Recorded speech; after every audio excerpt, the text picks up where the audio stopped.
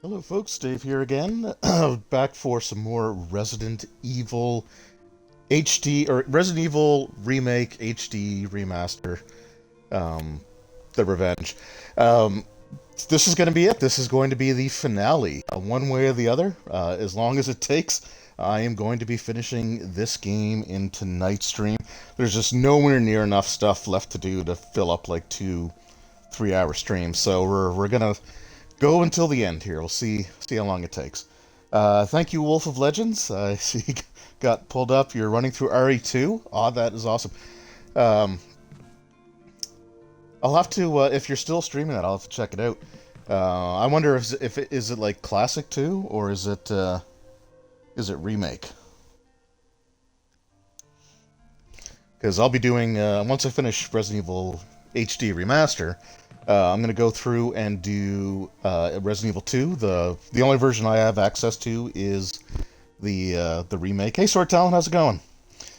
So I'm gonna be going through Claire A. I did Claire A before, but I used like the infinite ammo weapons. So I think what I'm gonna do is do like Claire A, Leon B, which is like the old school PS1 version of like the canon ending, or the canon series of events. But for Leon B, I'm going to use infinite ammo weapons, and I'm considering just doing like a marathon stream, so like I can just do both scenarios one right after the other, because I don't think it would take too long.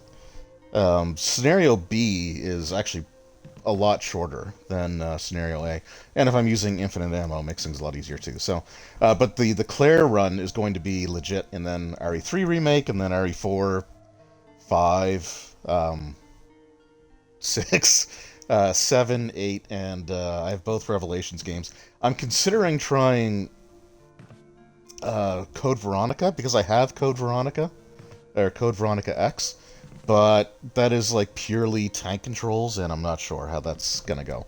Although I will be using tank controls at some point during this stream, so let's just go, shall we? I have no idea what I even have in my inventory.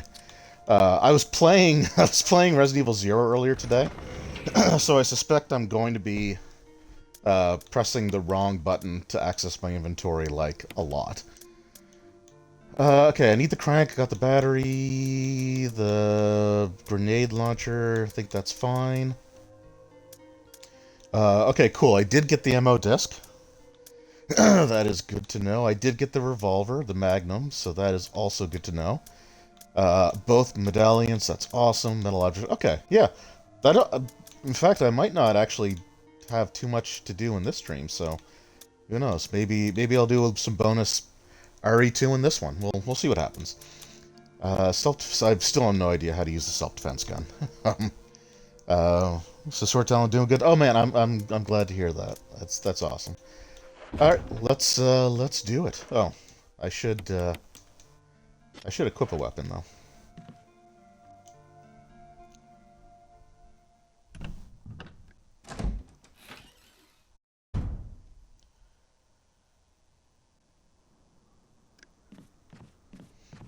All right.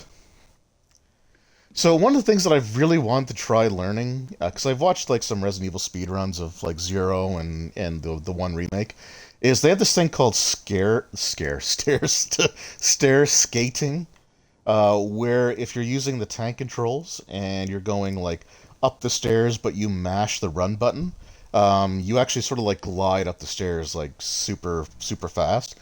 But it's really weird to try to do. I'm just gonna try it here once and see what I can actually come up with. I just want to put myself sort of in a straight line, and let's see here, because I can usually mash pretty good. That wasn't bad. Well, it's not as smooth as like a speedrunner does, but I don't know, it's kind of neat. That was not the thing where I said I'm going to use tank controls though.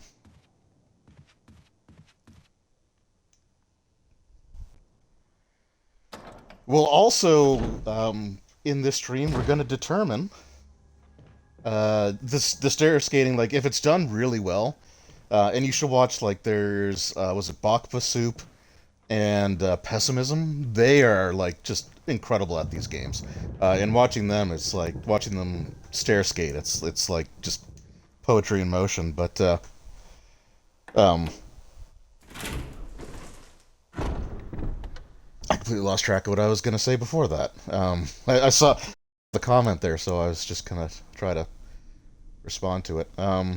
Oh right, yeah. So in this stream, we're also going to determine what ending we're going to end up getting, or at least what ending we're going to go for.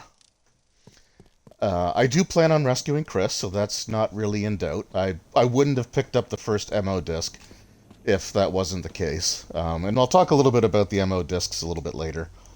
Because there's some cool stuff sort of surrounding them in this game as well. But there is the matter of our good friend Barry, who in the last stream we saw was just kind of talking to himself a little bit. Or he says he was talking to himself. Talking about the end of Stars or something along those lines. And his family. I'm sure that won't play a role in anything here.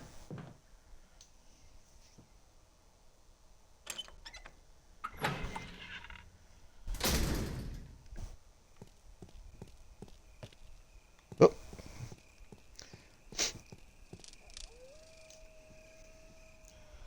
So as part of this like really big Resident Evil kick that I've been on, I was watching like some videos that people have been putting out on their like different channels for different things, and it like I know we've had conversations about fandoms and just how contentious people can be. But I was watching this video. I forget who did it. I want to say it was. Is it like Huang? Like Wang and the exclamation point. He does really good videos. If I got the name wrong, I probably got the name wrong, but he does some really good videos. But he did one on trying to find the original, like voice actress or like the live action actress who played Jill Valentine in the original Resident Evil. And I just like like going through the comments and seeing stuff. So, whoop, snakes. And of course it's raining snakes because why wouldn't it be, right? Um, so it was a really cool video, but in the comments section, there was it may have just been the one comment, but it had quite a few. It had some comments on like some. It was sort of like a chain, but a lot of hatred given towards Julia. Is it Julia Voth? Anyway, it's the like the actress and model that they took that they used to make this version of Jill, who we used in the remake, we used in Resident Evil 5, and in Revelations, and like they were just like really really hating her for some reason, and I was like I couldn't like it, and I don't mean like just like oh well I prefer the actress from the original PlayStation game over her, like that's my favorite. It was like literal hatred towards her and anyone who seems to like her. And I was like trying to figure out what the hell caused that, right? It's like because as far as I know, she's kind of embraced the whole like Resident Evil thing. It's not like she says that she hates it and doesn't want anything to do with it. Like she has gone to conventions like as Jill Valentine. So I watched like some interviews and stuff to see if maybe she's just got like a really abrasive or kind of like a stuck-up personality, but she just seems like a really like genuinely nice, down-to-earth person who embraces the character that I don't even know if she played. I don't know if she even did the voice for in this game, but just like it was just a character model, right?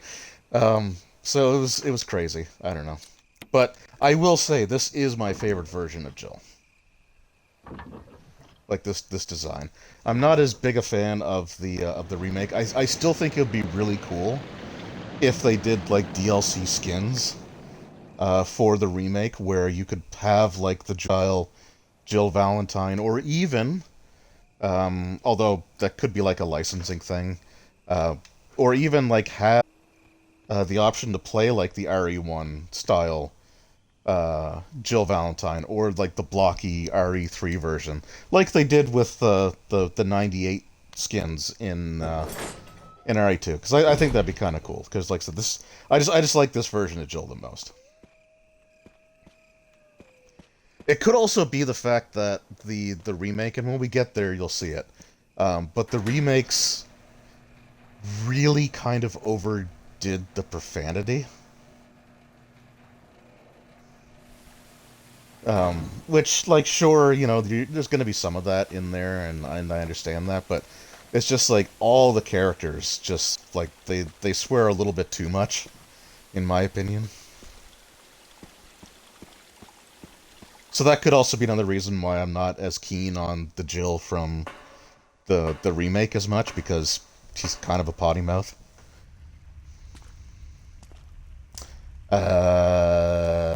Yeah. I the trying to figure out which way I go first here. I think. Okay, well, first of all. Oh wait, no, yeah, okay, I go this way first. But we don't need. Yeah, no, people. Yeah, you're right. People absolutely can be ridiculous. It's just like the fandom thing, right? It's best to ignore it.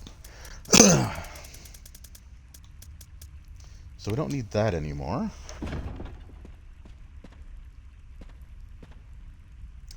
Oh wait, okay. No, we don't go this way first. We go this way first. I mean, like I said, I get having, like, your favorite version of the character. And for people, if they played, like, RE1 with those, like, ridiculous, over-the-top cinematics... Okay, I'm just gonna try to... Sweet acid shells. Okay, yeah, I don't think that one comes after me. Like, I get having your favorite version of character. I have a favorite version of the character. But, like, I don't wish ill will or have any, like, ill will towards people who like a different version of the same fictional character.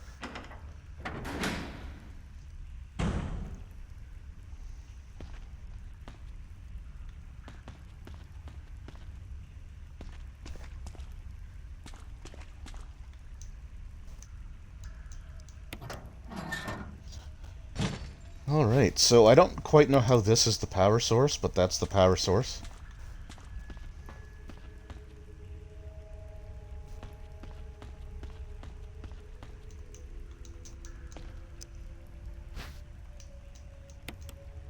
So I think we're about to have a reunion with a character from Resident Evil that we saw in Resident Evil 0. Maybe. Or maybe I'm just completely going the wrong... Nope, here we go. You, Jill. And again, I skipped all these cutscenes, so I haven't seen these yet. You're alive. Stop. Are you with anybody, Jill? No, but why? The stars are finished. Someone is a traitor. Umbrella set us up. Oh. Rico!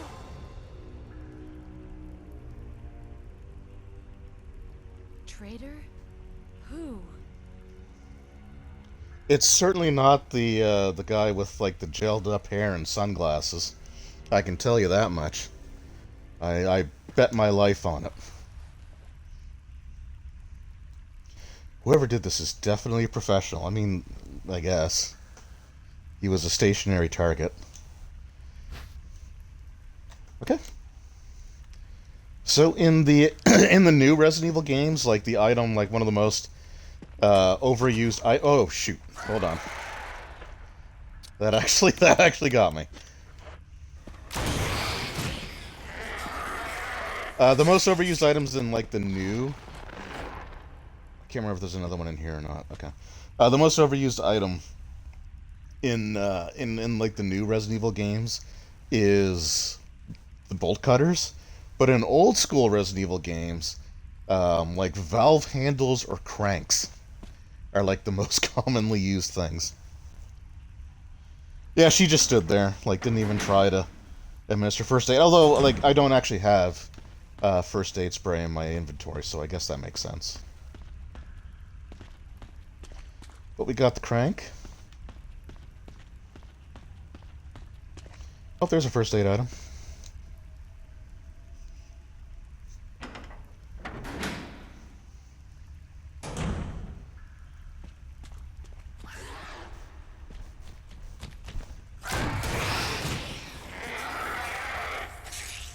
Okay, there's one there. I think there's two here. He thinks. See again. So I was playing Resident Evil 0 today, and in RE0, the hunters always appear in pairs. Like there's always two of them together. You never fight just a single hunter. So it really throws me off in this game when that's all we come across. Is just like the one. Oh, alright, come on now. Oh, and here we come with the frustrating hitboxes. Come on. Okay. Oh, okay, no, that's not frustrating hitboxes, that's just... And that's me. I screwed that up. The hitboxes for interacting with things like the cranks or the doors are much better in this game than they are in Zero. Like I said, I was watching a speed run, and they explained that, like in RE0, they basically put text boxes like everywhere. So like you can go up to just about anything and press the A button, and it'll bring up some sort of text box. It's either something as simple as there's nothing useful here, or it's a pile of like old books or something like that, and this is the subject that they're on, or it's things like that. And then you've got the thing that you have to interact with, and it's like kind of like this smaller thing. So it's that was the most frustrating thing. Like I remember there was a couple of times I was just trying to pick up some frickin' ammo in RE0, and I couldn't because you have to be so precise.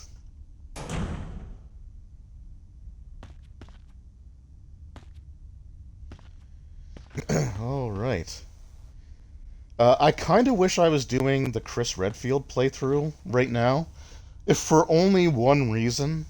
It would be so that we could have the origin story of why he punches the crap out of a boulder 4 games later.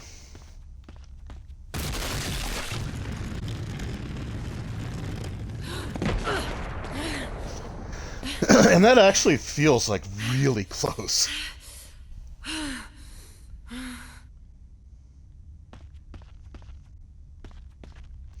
Okay, so up here, I believe there's shotgun shells. Yep. So that will come in handy when we use the shotgun. And then the boulder smashed down this wall. So we can come here and go through this door. Or smash something down so you can get there. I don't think you can get there normally. I could... Oh, god damn it.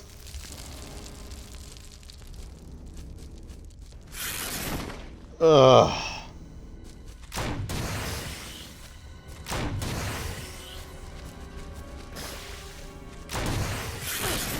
Oh, I hope I'm not poisoned. Oh, get up, Jill. Get up, Jill. Get away. So, this is Black Tiger. You can have it... Oh, I don't like that noise at all. So Black Tiger... Oh, you son of a... Let me guess, poison... Oh, nope, just caution. Yeah, so Black Tiger... Just a big old spider. Now, I live in Nova Scotia, Canada, right? So, my knowledge of the types of... I wish... Stop twitching. Oh, for the love of God. I need to break out the handgun because the grenade launcher arcs and it does not go up very high.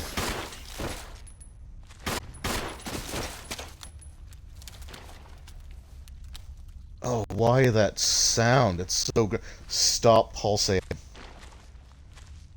I hate you all. Um, so you, like Black Tiger can melt these web strands with their with their acid or venom or whatever it is, but I don't want to do that. I just want to kill it because I hate spiders. But again, so like I said, I live in Nova Scotia, Canada. I don't know what arachnids or insects exist in the Midwest, right? But I feel like there are just way too many tarantulas in old school Resident Evil games for a place that probably doesn't have them that commonly. Like, I think tarantulas are more of like a desert dwelling spider. Like, I could be wrong. Like, I don't know for sure because they're spiders and they're gross and I hate them, so I don't really want to spend time researching them, but I'm pretty sure they're more of like a desert type of thing. And I don't think like the Midwest forest is really like that. So I think there's herbs up here, right? Okay. Yeah, they do give you some stuff just in case. Is that a map? Yeah. They do give you some herbs just in case you get poisoned, so there's a bunch of blue ones there, which is the one you would take for poison. I did not get poisoned. I only got severely injured. So we will use that now.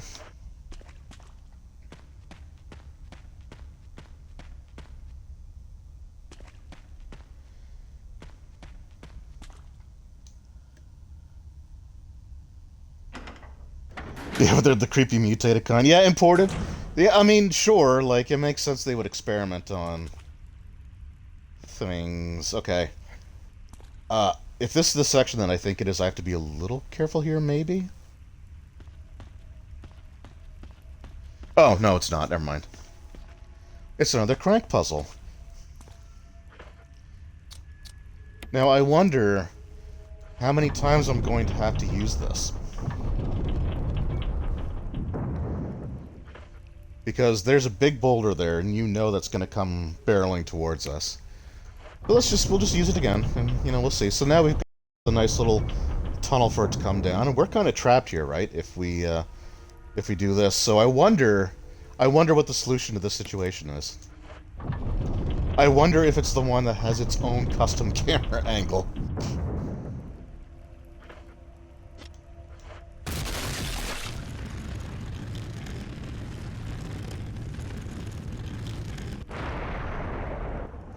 So this section is potentially a little bit tougher than it looks, if for no other reason. Okay. If for no other reason than simply the fact.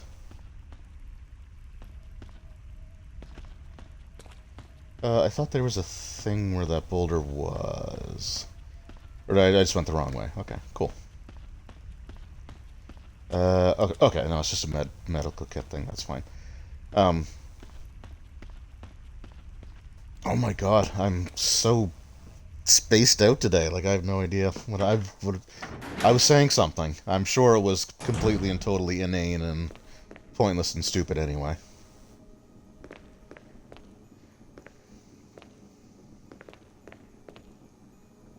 Oh, okay, so we got a pushing puzzle.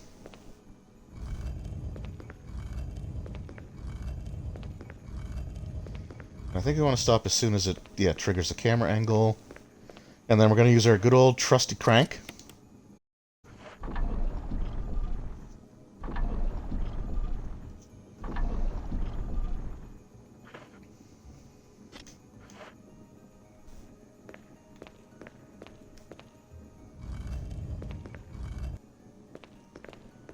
So I've been dealing with, like, some shoulder issues, and we've had a lot of rain. Actually, it's been, like, off and on, like, just torrential downpour here tonight with, like, super high winds and thunder and lightning, so I'm hoping we don't lose power. I don't think we're going to. I think we're kind of past the worst of it, but when we've got, like, these rainy days or, like, sustained rain, it really, like, kills my knees. I don't know if it's, like, arthritis or if it's just, I don't know what it is, but, like, my knees just absolutely, like, it's brutal. So I didn't get a lot of sleep like for the last week. Um, I caught up some on the weekend, but not a ton.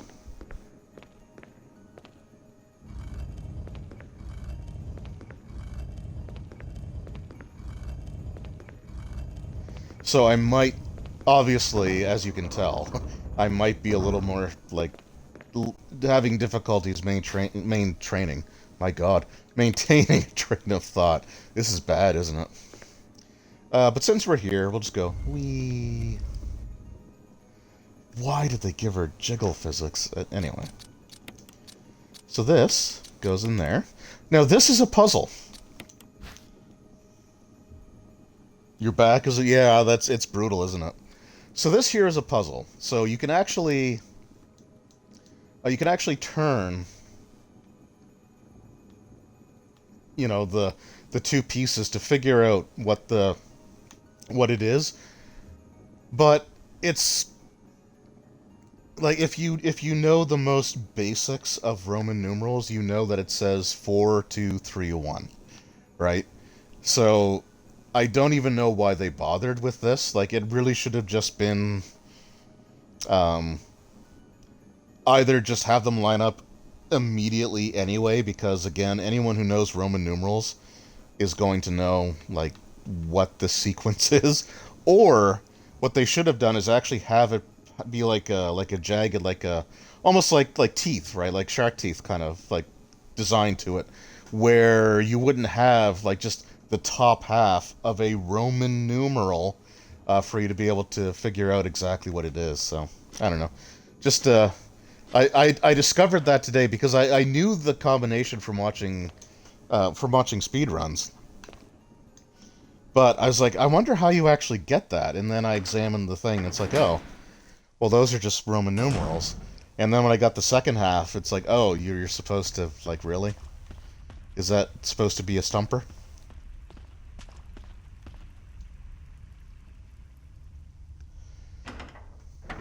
But I get it's good from the perspective though that it's really easy to solve, and sometimes you know that's not a bad thing because this is a great game. Like I'm really enjoying it. I played through a little bit today here just to sort of like be prepared for what I'm doing and to kind of time it out a little bit. Um, so I really do love this game. I think it's a great game. But the puzzles are... Well, the puzzles are very video gamey, right? And it makes sense because it's a video game. But if you try to think of this as like a functioning real-world environment, like Resident Evil puzzles just don't make sense in general. And like that's one of the things that I do kind of praise about like the remakes of like Resident Evil 2 and 3 remakes is that they scaled back the puzzles, and for the most part,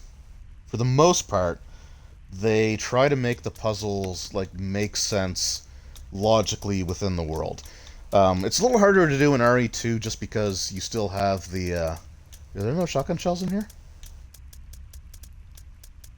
Oh, there are no shotgun shells in here. Okay, I thought I had some.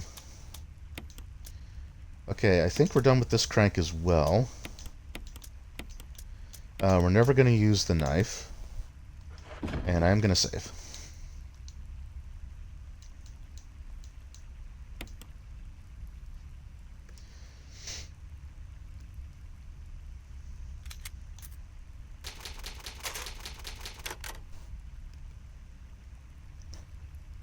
So, getting these versions of the game have given me... Well, first of all, it's given me the ability to actually play them. And to actually make progress and to not get so frustrated with trying to just, like, do simple movement that I just, like, lose all composure and just say screw it and throw something else in instead. So I've gotten to experience these, and I really do enjoy these games. They're not my favorite in the series, but I really do like them. I'm really enjoying them, but again, like, the puzzles are just super, super video gamey.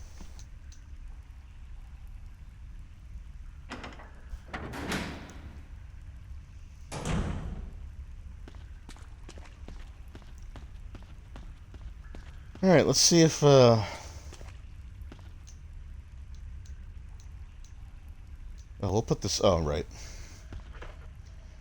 So we got this cylinder. We're going to put that back in the shaft, and that's not as dirty as it sounds. Alright, so, a series of flashing buttons. Do we press one? Sure. So they're numbered 1 through 4. So I wonder if we go 4, 2, 3, and 1. Now, if you fail the puzzle, it actually puts the cylinder back in your inventory. So if for some reason, like, you don't know the solution and you didn't examine the item, it's kind of like an indicator that you might want to give it a look. Alright, so we'll see, well, let's just, oh, what's this? What is that? Oh, handgun ammo. Hell yeah, we'll take that.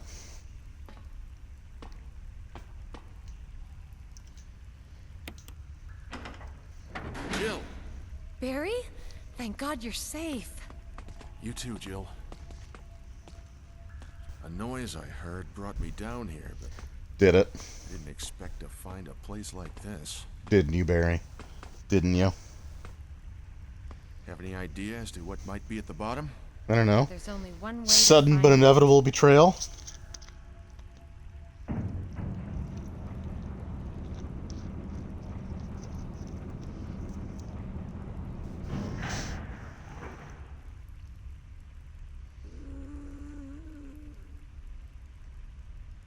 What the hell is that sound? It could be a person. It could be. Jill, go check it out. We had enough surprises for one day. I'll stay here and secure our escape route in case something happens. Okay. I don't know, Barry. You've got a giant-ass gun. Why don't you go have a look and see what's going on there, buddy? And I'll stay here and guard the way out, huh? Huh? Huh? It's not quite as bad as in Resident Evil 0 with Rebecca and Enrico, where she's like, I gotta go find Billy, and Enrico is like, okay, you just go on by yourself, 18-year-old girl. 18-year-old rookie officer girl that's on their first mission. You just go by yourself to bring in this, former soldier who's convicted of multiple homicides and sentenced to death. You'll be fine. I'm gonna go get shot in a cave. Okay, so this section, I'm gonna be using some tricks that I saw again from the speed runs, but this is also like part that's like kind of cut from the original like PlayStation version. So we heard the noise, the moaning kind of anguish noise. So if we come here, there should be a fork in the road. So what we do is we go one direction to spawn Lisa there, and then we go the other way. Now, I will admit I'm not as good with, whoops. I'm not as good with this section of remembering what to do. I think we go this way, yeah.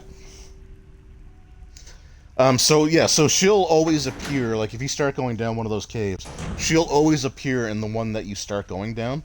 But it's super easy to just turn, because it's basically, it's a fork, but it's basically like there's just a pillar of rock in the middle, and everything meets up on the other side. So if you're looking to avoid her, and she doesn't like come into the rooms or anything, like she will stay in that chamber. But if you're looking to avoid her as best as you can, then that's the way to do it. Also, I hope I didn't screw myself by pushing this too far.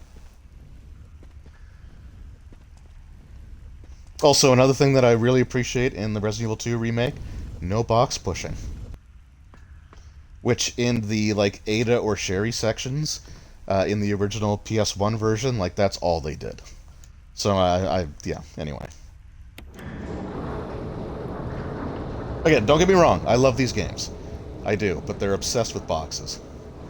I think it was just because it was an easy, like, three-dimensional object to put into the game. So having like multiple situations where you're just sliding them around. It's the same reason that Crash Bandicoot had so many like crates in it. It's just because it was a super easy shape to render for the system. All right, so now we got to get back to our good friend Bear Bear. See how he's doing. Now this part could get a little dicey because there she is. I'm gonna come out here. So you cannot kill Lisa Trevor. You can like stun her and knock her down, but she will get back up. Oh damn it! I got stuck on the rock. Oh boy! Oh, that's bad. That's really, really bad. Really, really bad. I think I'm in red caution. Or danger, yeah. I sure am.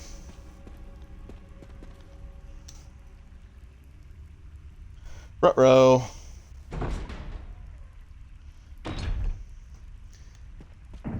Barry! Sudden, but inevitable.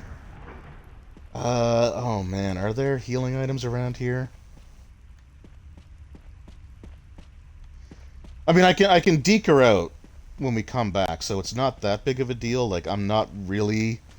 Okay, Jill, work with me. So I'm not, like, in oh, item box, awesome. Never mind, we're good. And you know what the crappy thing is? Like, this is, like, the whole, like, streamer's curse.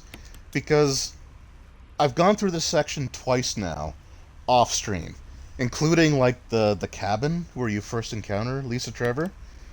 And when I'm playing this, like, not on Twitch, she's never hit me. But on the Twitch streams, she's hit me every single time. And that's scary, because there's a moment a little bit later on where a single hit could mean death. And there's an achievement in this game. I think it's called Get Used to It. It's an achievement for dying. Like the first time you die. And I don't have that achievement yet, because I haven't died in the game. And I would like to keep that going. Like, I really don't want that achievement to pop up on this stream. But we're going to talk about the Lisa Trevor stuff in a little bit, too, because she was a character in the Trevor storyline. Was going to be part of the game back in the, like, 95 and the PS1 era. Or 96, whenever RE1 came out for the PS1. But just the size of the CDs and the limitations of the system. Because I think RE1 was just on one disc. And I can't remember if Resident Evil 2, if like the original version of Resident Evil 2 was 2-disc or not. Or if it wasn't until they did like the DualShock version of it that it had 2 different discs. But they I guess they wanted everything on one disc for the first game, so they had to cut the Trevor storyline out. But it's really incredible that they did that, because Lisa Trevor is a monumental character in the Resident Evil lore. Oh, by the way, what we picked up was a broken flamethrower, so it is not functional. I think you can get a working flamethrower, but this is not one of them. So you might be wondering, why do we need a broken flamethrower? And well, my friends, it's because it's basically a key. But yeah, we'll talk a little bit more about Lisa Trevor in a little bit, because I think she's an amazing character in this game. Okay, so we're gonna go this way to draw her out. Hey, Lisa.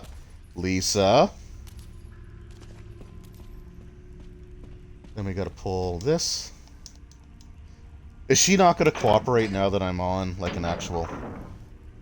Yeah, okay, I'm pretty sure, yeah, I think you're right. I think RE2 was definitely a 2-discer. Should I take those? I'm here, I can. I may as well, just in case.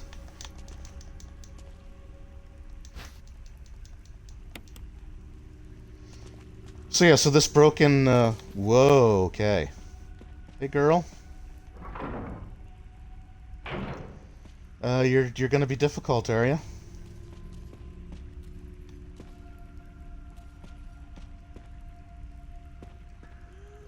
Okay, let's try.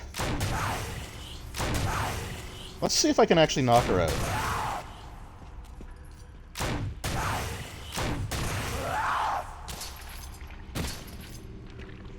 Alright, awesome. So she's knocked out. That'll buy me. So I've never done that before. I've never actually attacked her in the times that I've played this. So I don't think she stays down for very long. But she did not cooperate at all there. Like, that's really annoying. Alright.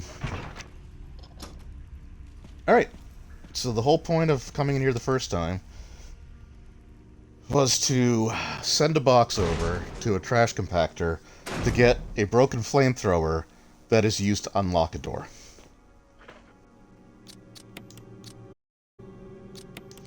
But, so this part here is where we start seeing kind of, like, just how tragic, like, so this is where Lisa Trevor has been staying.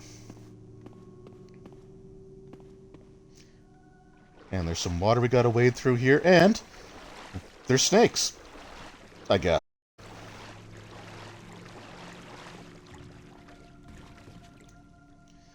Now, the first time I played this, I missed that box altogether, so I had no idea what I was doing. Are the snakes actually coming into the room? Okay, no, they're not. I'll just pick up the survival knife. So this is where she stays. Like, this is her bed. And I want to say, actually, I think the other room may have been where her mother was staying.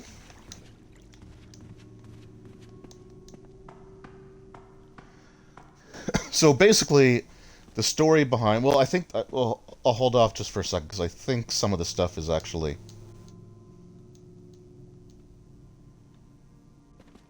Oh, we'll take a blue herb too. Why not? Because I'm pretty sure I can still combine that, right? I've never actually combined all the herbs together. Oh, it turns brown. That's... Okay. I kind of prefer where it just has the three distinct, like, colored piles. Alright. So yeah, we'll examine this.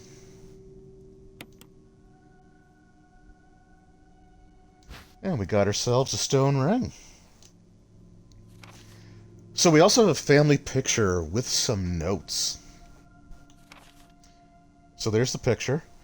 I wonder who they actually got to do the modeling for that picture, because that is clearly like an actual picture scanned into the computer. But that's George Trevor, the individual who constructed the mansion, and a genuine lunatic for his designs. So all these puzzles, that's him. And then Jessica Trevor is on the right, and in between them is Lisa, the little girl. So there's something written on the back. November 10th, 1967. Progenitor virus administered. Jessica. Administer T-virus type A. Plasmalizing of tissue during cell activation. Virus fusion negative. Action disposed. So they killed Jessica. Lisa administered virus type B. Plasmalizing of tissue during cell activation. Virus fusion positive but delayed fusion. Body modification observed constant results. Status continue protective observation. George action terminated November 30th, 1967. Now this game takes place in... I think it takes place in 1996. So that is almost... that's 31 years that Lisa has been, like, here, trapped here. And there's a journal left. So November 14th, 1967. So this is Lisa's journal. And she says, I feel dizzy after that shot they gave me. I don't see Mum. Where did they take her? She promised that we would escape together. Did she escape alone and leave me behind? As a father, this almost breaks my heart. November 15th, 1967. I found Mum. We ate together. I was very happy. But she was a fake. Not my real mom. Same face but different inside. Have to find Mum. Have to give face back to Mother. I got Mum's face back. Nobody can have my mum except me. I attach her face to me so she doesn't go away. Because Mum's sad when I met her without her face. November 17th, 19-something 7? 19 blank 7? I'm assuming it's 67, or maybe... yeah. I don't know why it's not showing up there. From inside box, scent of mommy. Maybe true mother there. Stone box hard. It hurt. Stone or steel rope in way. Can't see mother 'cause 4 stones. So yeah, so Lisa Trevor has been an like she was experimented on for years by Umbrella. I don't know the exact timeline because I've heard different things. Oh, we're back in the cabin where we first encountered her, by the way. But so basically, they discovered. So they inject her with the progenitor virus, and her body assimilated it. Do I need anything else here? I don't think I do. So nope. I think that's good. And when I shot her, there's a cutscene that shows it even better. I can't believe I didn't take this in the first place. There's a cutscene that shows a little bit better, but when I shot her, you saw like these like tentacles coming out of her back, and those tentacles are a result of the parasite of a parasite being injected into her body to see how that interacted with the T virus. Now, the parasite is the same parasite that they use to create Nemesis in Resident Evil 3. But not only that, but as the... so her body, it like assimilated the parasite into her, and it also created what would also eventually become the G virus, which was part of, like, it was like the big angle in Resident Evil 2 with William Birkin. So, like, Lisa Trevor is responsible for the... we're never coming back here. So Lisa Trevor is responsible for the creation of the 2 major villains for the next 2 games. And it's crazy. Like, I know why they had to, but it's crazy to think that a storyline that pivotal to the next several games in the series had to be cut because they didn't have space on the disc. Now, admittedly, they probably didn't know exactly that, everything would be like, RE2 or RE3. RE2, I think they had a good idea of the G virus.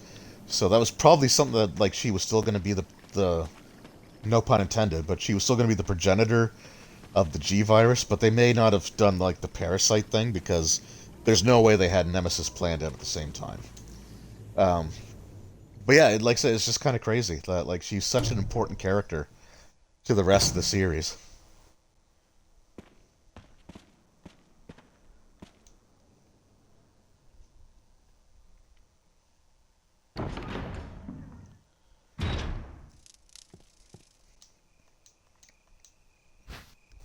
Oops. Yeah, so we take this crest back now.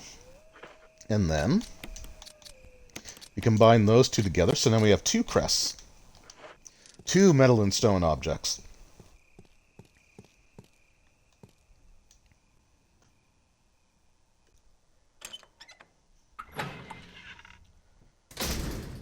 And just like that, we are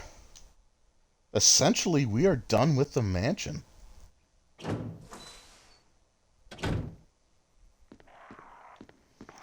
Just got to get through this room.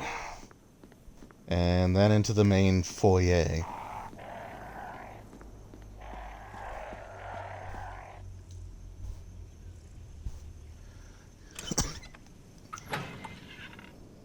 And so yeah, like, so the Lisa Trevor character, like, it's really, like, she's like as far as like RE characters go, or RE villains or RE monsters, she is 100% by miles the most like tragic and sympathetic character in the whole series, in my opinion.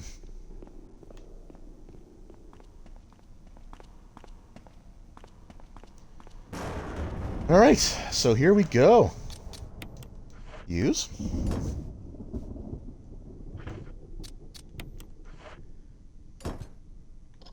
And just like that, it's unlocked.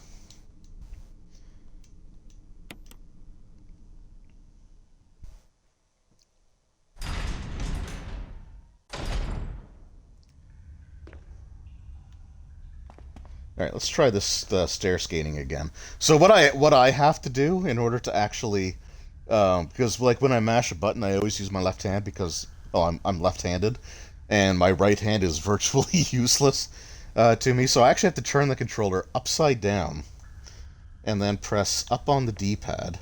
I just want to see what line she's going to. Oops, I was holding down the trigger. Okay, so let's just see what we can do here. So I got to mash X and then hold up on the D-pad. And it's really awkward to try to position this, so let's see what we can do here.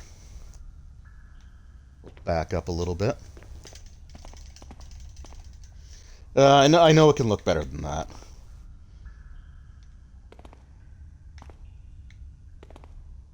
Let's try one more. Let's just try it. Just a little bit, just for something to do, because we're like I said, we're almost at the end, so I may as well have a little fun here. That was bad. It's if I didn't have to hold up on the D-pad, it would be so much easier.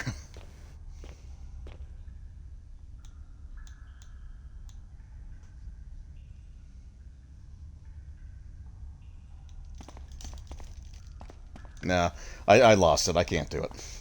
That's fine though. It's not like I'm not going to get into Resident Evil speedrunning by any stretch of the imagination, but I thought it'd be fun to try. Also, we are going to take this out. Oh no, wait, did we do that yet? No, we don't. We don't do that yet. I'm going to take these out.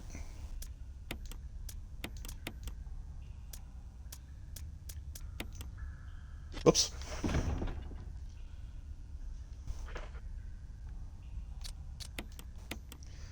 Yeah, I guess I mean, yeah, it was faster to get down that way, but it's still like, I don't know.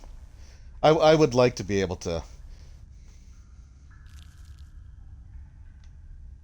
figure out the best way to hold it, and I'm like sitting back in my chair too, which makes it kind of. Let me just see if I can lean forward and get into a serious gamer pose here for a second.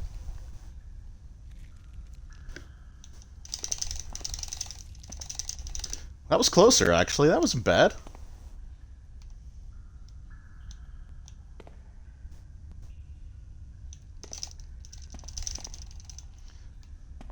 I think it's easier to do it down than it is up. I also have the controller upside down, so I'm completely screwing up here. I don't know. Like I said, if you watch like Pessimism or like some of those guys do it, it's amazing. Like it just looks so amazing.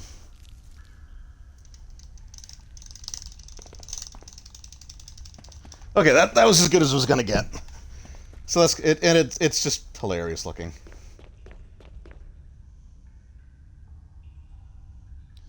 You're right-handed and shake the remote with. Okay. Yeah, I am like. I'm as monodextrous as you can possibly get. Like it's bad. So and just like to show how bad I am with my right hand. Uh, I had a competition with my wife.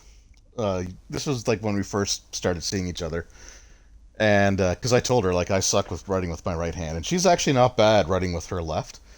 It's not as good as her writing with her right hand, but it was still not bad. So she's like, she gripped a crayon between her toes, and she wrote her name using her foot. Now that writing using her foot was significantly clearer and easier to read than me writing my name with my right hand. That's how terrible I am with my right hand. It's essentially useless. It can stabilize things, and that's about it. I don't think there's anything here. No, okay.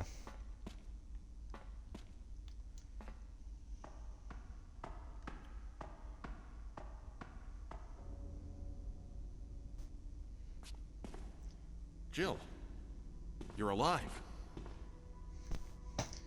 Boy, you don't sound guilty there, do you, Barry? Oh, Start talking. Calm down. I didn't want to do it. Believe me, I can explain. Don't lie to me. so this is the only cutscene that I did watch when I was playing this game before, because there's a choice. Oh, that. So the eyeball on the back, by the way, that's a sign of the G-virus. When did I last save? Okay, this could be really bad. Because I can get one hit killed in this section. So here's the choice: do we give Barry his gun back, or do we keep it? Now, if we give it back, he will use it during this fight, and then we can, potentially rescue him at the end of the game, or he can leave with us. If we keep the gun, though, the Magnum that Barry has will one-hit kill every enemy in the game, including the final boss. But I won't have any help with Lisa, so I'm gonna... Nope, so give him the gun back? Is that what you think I should do? Or not give him the gun back? I'm leaning towards giving him the gun back because he is really helpful in distracting Lisa while I have to push these stones out of the way. If I keep the gun, then I have to do it all on my own. And if she hits me at any point, I die. And no, you cannot get ammo for it. I think it has like 6 or 7 bullets, and that's it. Now, Lisa is the only exception to the one-hit kill, because it will not kill her. I don't even think one shot will stun her. So, I'm thinking of giving the gun back. I can try it with no, but I forget the last time that I saved. So, I might have to do a lot of stuff over again. And if you give Barry the gun back, then you can potentially get the best ending. You're not guaranteed the best ending, but you can potentially get it. So with all that information, what do you think I should do? I know you gave me an answer, but I'll give you the chance to maybe change your mind.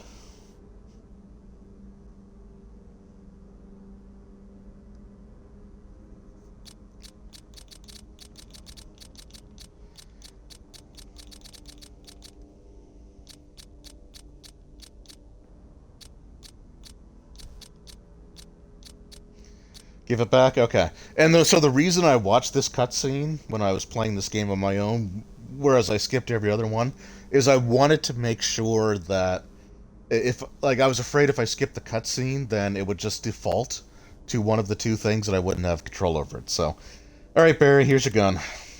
Thanks, Jill. I need you to survive, buddy, because you're in Revelations too. So there's two... Okay, I'm just going to pause for a second here. So there's also 2 ways that you can deal with Lisa. Lisa can get knocked off the platform. It's incredibly rare that it happens. She might get hit and knocked back and she'll hang off the edge. But I think you can actually, physically knock her off. But it's really difficult to do. Or you could just push these 4 stones. And the canon version of the game, as explained in the Resident Evil Archives book, which is still an amazing book that was put out years ago, the canon series of events actually involve pushing the stone pillars. But she can jump. Barry.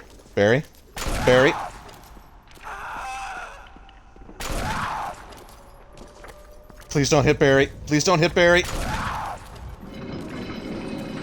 Please come after me. Oh, shit. Because she can also knock Barry off.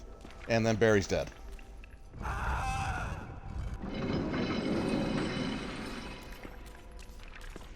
Okay, Barry. Bear. Bear.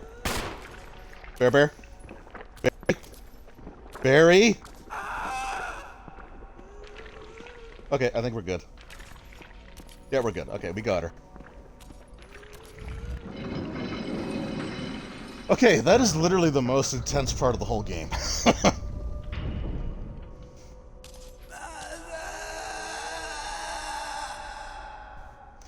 So she was trying to find her mother, so she can give her face back.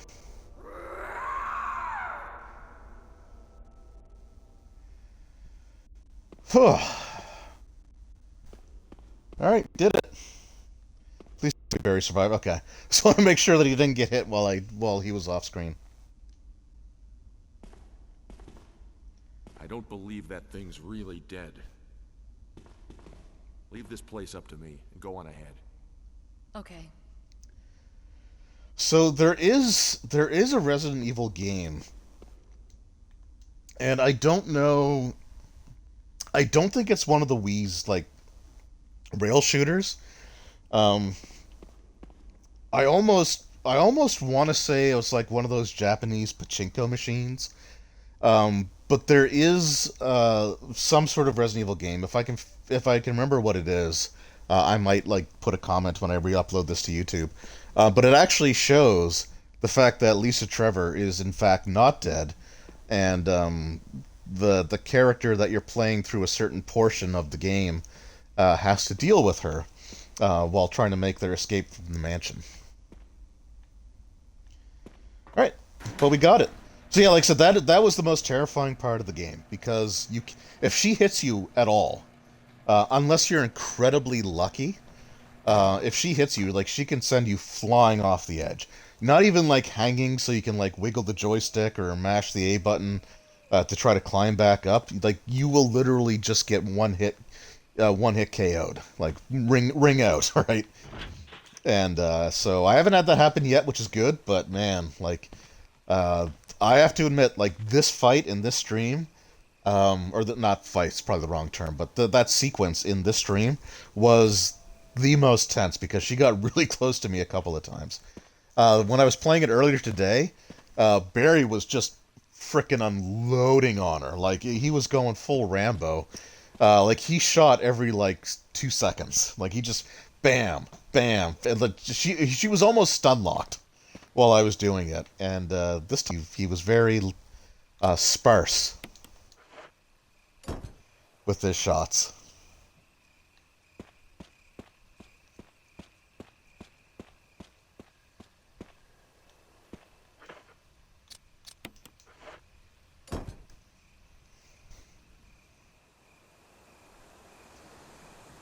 Alright, for the second time in this game, we are draining a pool of water.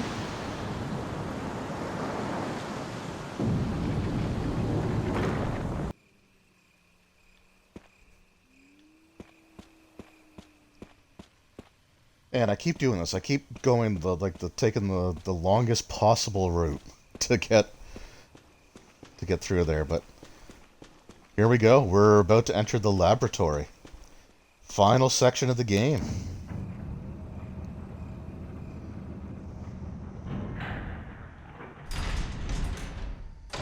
Also, I love that door opening sound effect because it gets reused a ton. It was in RE4, it was in RE5, I think RE6 used it as well. Like, they got their money's worth out of that particular sound effect.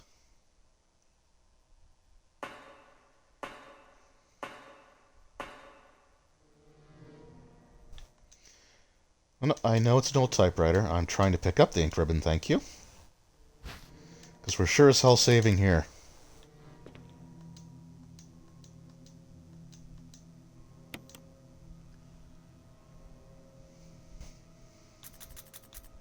Oops. I can use this one. So the next time I do an RE1 stream, the plan will be to actually use Chris. And eventually, what I would really love to do and we're probably looking at like sometime next year when we move into a house, and we have plans to like I have plans to get like an actual like gaming PC, not a laptop, but like an actual gaming PC. Right now, I literally do not have the room for a personal computer. Like all I have is space for a laptop. But I really want to get a gaming PC and start figuring out how to hook things up so I can stream other systems. Because there's stuff on the Switch that I would love to do Twitch streams of. There are some games on my computer that I would love to do Twitch streams of. And one of the things I'd really love to do is hook up the PlayStation Classic and see if I can actually try playing Resident Evil Director's Cut. Also, we're going to take this MO disc. Now we're taking the canteen and the lighter because I'm just going to clear the way here. Also, I'm just going to examine this for a second here. So, what's interesting about the MO discs is it's like a small, like, CD, right? So this is modeled after a GameCube disc, and we're going to see something else that's kind of neat, although it did get changed for the newer versions. I dropped the ink ribbons, right? Yeah, I did. Cool.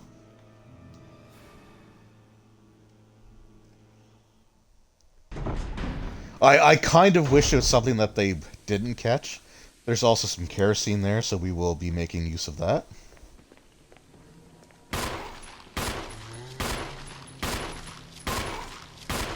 Okay, buddy.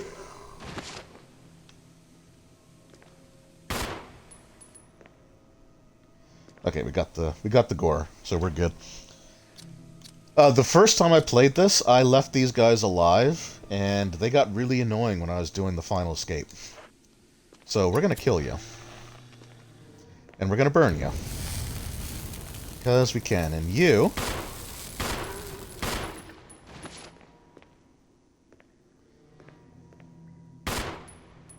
Okay. Just double tap to be sure.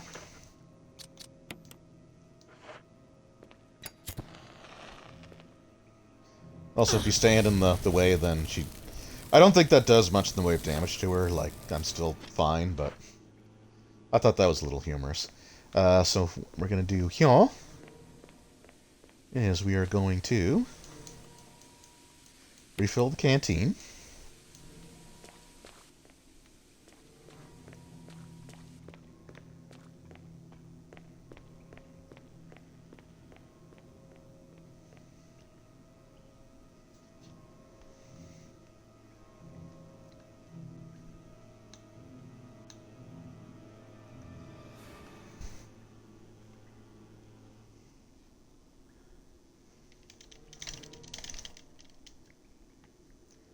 Alright. There we go. That's a stair escape.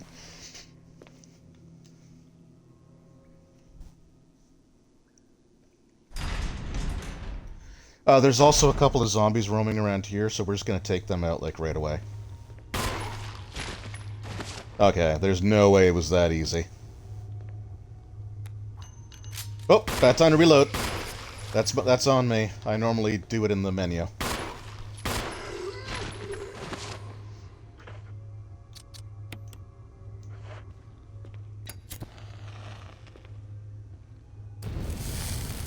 Okay, now I'm actually going to go back up and get more kerosene, because there is a... There are 3 zombies in that section that I need to deal with.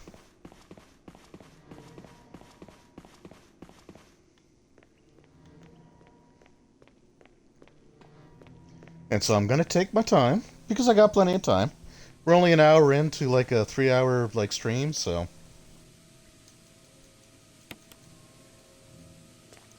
You know, we're good on time.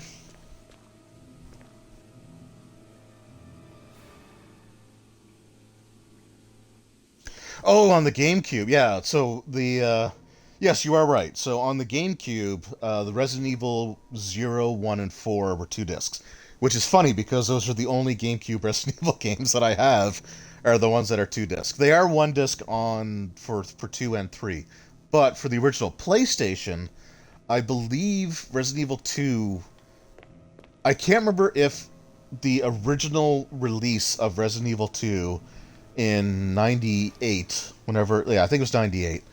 That's the one that I cannot remember if it originally came out as... I think it always came out as 2 discs. Because I think you literally had like a Leon disc and a Claire disc.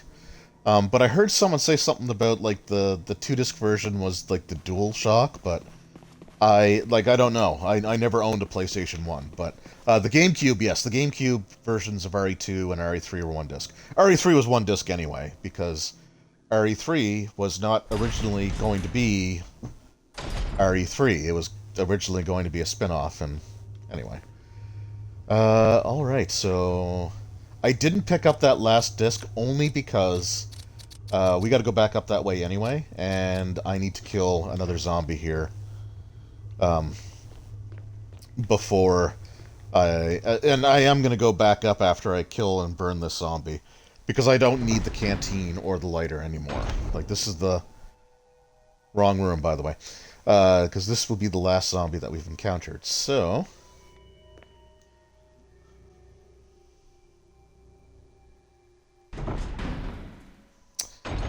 I thought that was the room.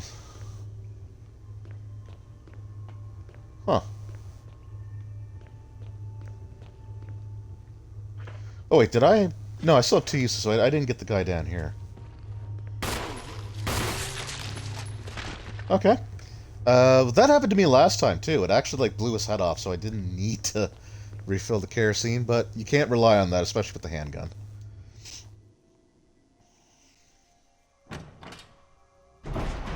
I still think, like, the most amazing technical achievement that they did was getting Resident Evil 2 on the Nintendo 64 on cartridge with the full motion videos.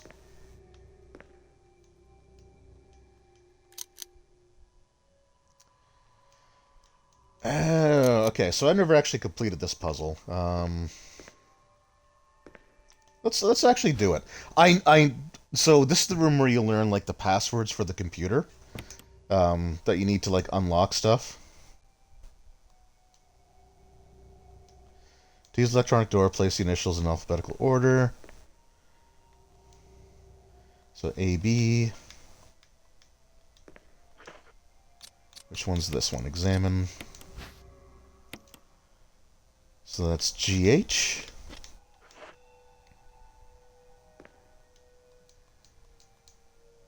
Oh. So I've never actually completed this puzzle because I know what the password is. And if you know what the password is, you don't have to go through the rigmarole.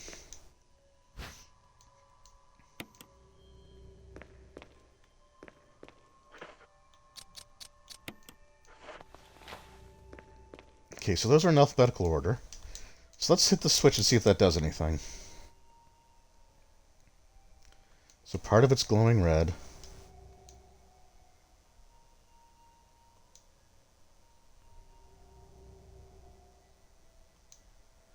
See, so this is the part, like...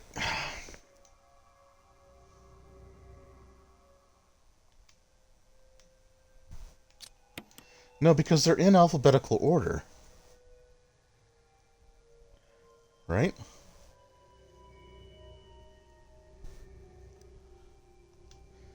So, honestly, I have no idea how to solve this puzzle.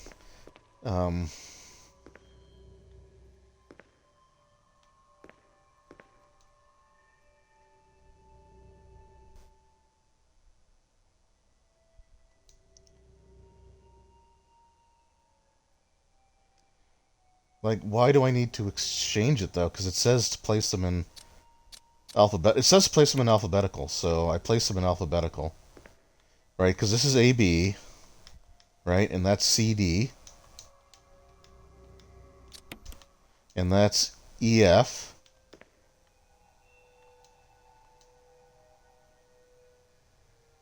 and that's GH. So those are alphabetical, and I don't think you can combine them.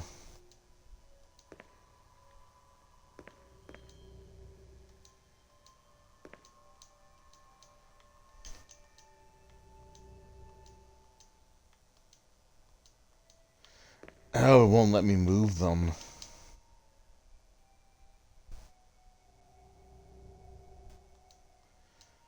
Place the initials in alphabetical order.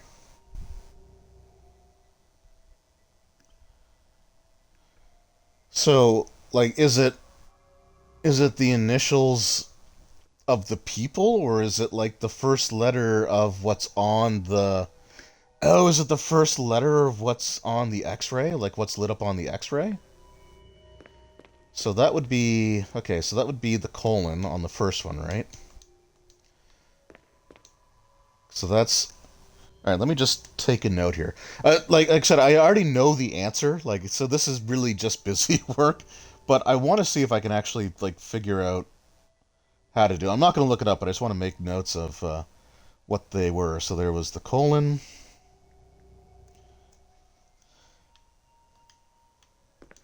And then that is the esophagus.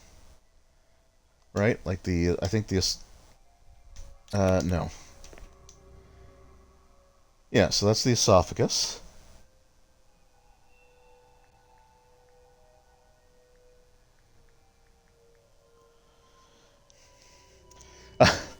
So I'm just putting this into my phone, like on just the Google search, because like it's the easiest thing to just bring up instantly to type into.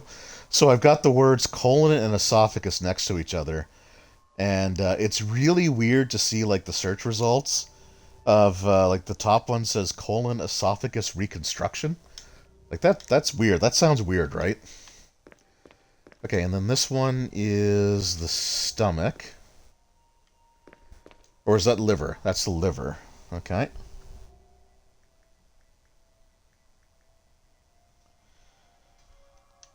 Okay, but so far they're still in alphabetical order.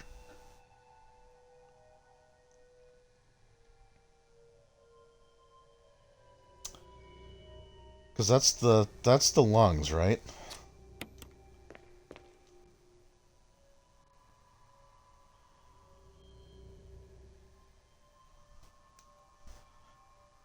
Yeah, that's still alphabetical order. C, E, and then L-I comes before L-U.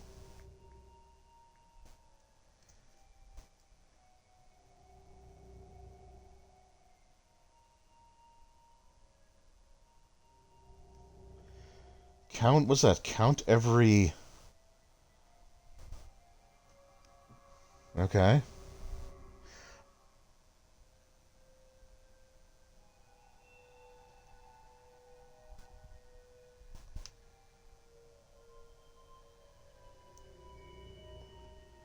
Were the lungs in the third spot? No, the lungs are in the fourth spot.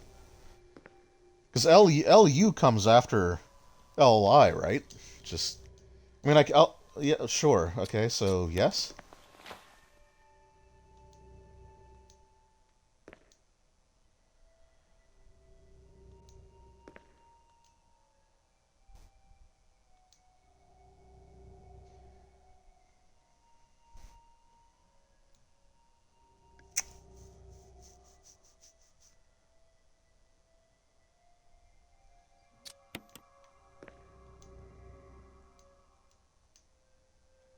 Yes?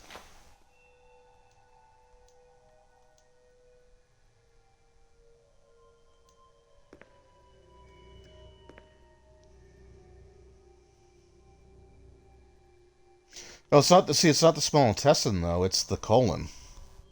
The colon's the part that's lit up there.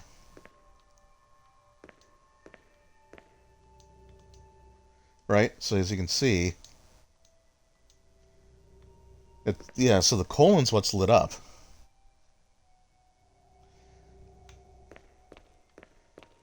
And the stomach's not. I don't think the stomach's actually... Okay, the stomach is on there, but it's not lit up either. Right? So we got the esophagus. Why not?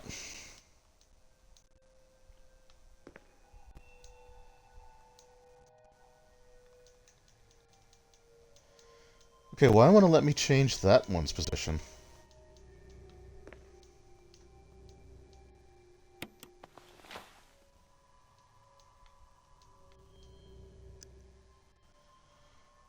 Right, because that's not the stomach, that's the liver. The stomach is the thing next to it.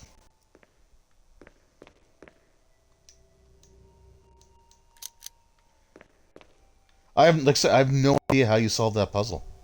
I really don't. And I don't know what you're supposed to get from it either, because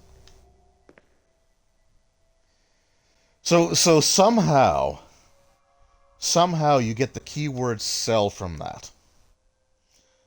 Now, don't ask me how you get the word. Don't ask me how you get the word "sell" from these things, but you do. So I don't know. So this is another. So this is to my dearest Ada Wong from RE2 fame. By the time you read this letter, I will no longer be the person you once knew. The results of my test came out today, and I suspected it came out positive. I feel like I'm teetering on the edge of reason, thinking about my impending doom. I would give anything not to have to become one of them.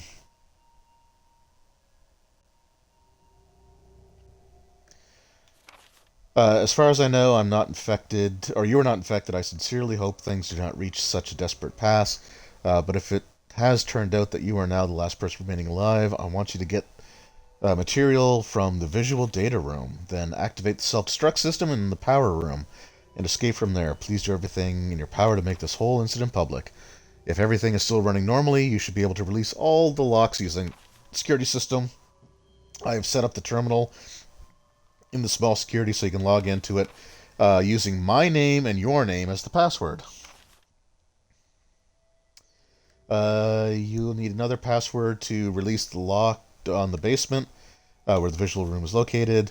As a safety measure, I coded that password into an X-ray picture, a rentgram. I know you. I'm sure you'll be able to work it out without. Yeah, well, better her than me, I guess. There's one more thing. It's my last request. I hope you never have to lay eyes on me in this state. But if you do happen to run into me in my hideous form, I beg you to put me out of my misery. Hope you understand. Thank you, Ada. Yours truly, John. Boy, John, you're going to feel really dumb when you realize that she was absolutely 100% using you. So yeah, we're not going to solve that puzzle because the hell with it.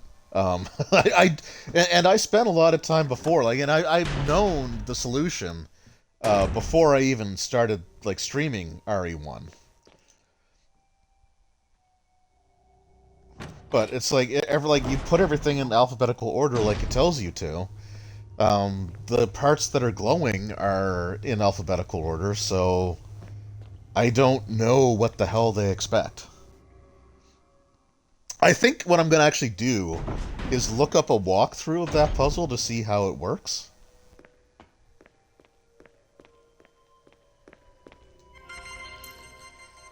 Now, the one thing that I kind of wish they would have done in this game that they did do in the original PlayStation 1 is you can actually see, like, hands typing on the keyboard as you're doing stuff. In this one, you don't. But log in. So, John, no last name, just first name. And when you ask yourself how could the T-virus have possibly leaked, right? I mean, Umbrella's got to have great security.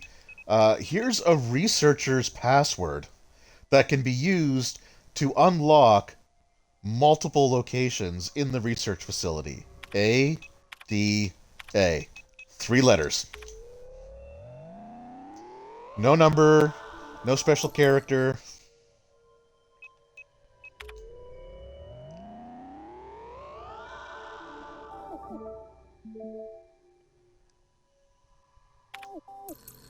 I should actually mention this to my wife because she works in cybersecurity and she would find this hilarious.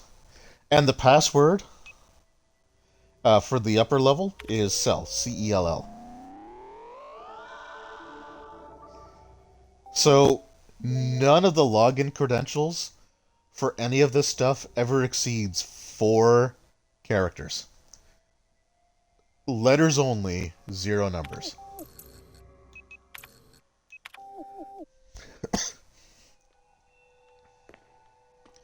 Alright, so now we are going to pick up this magnum ammo. Right now I don't mind filling up my inventory because We're going to go to a room where we can ditch the MO disc, the first one, and then we can pick up the others.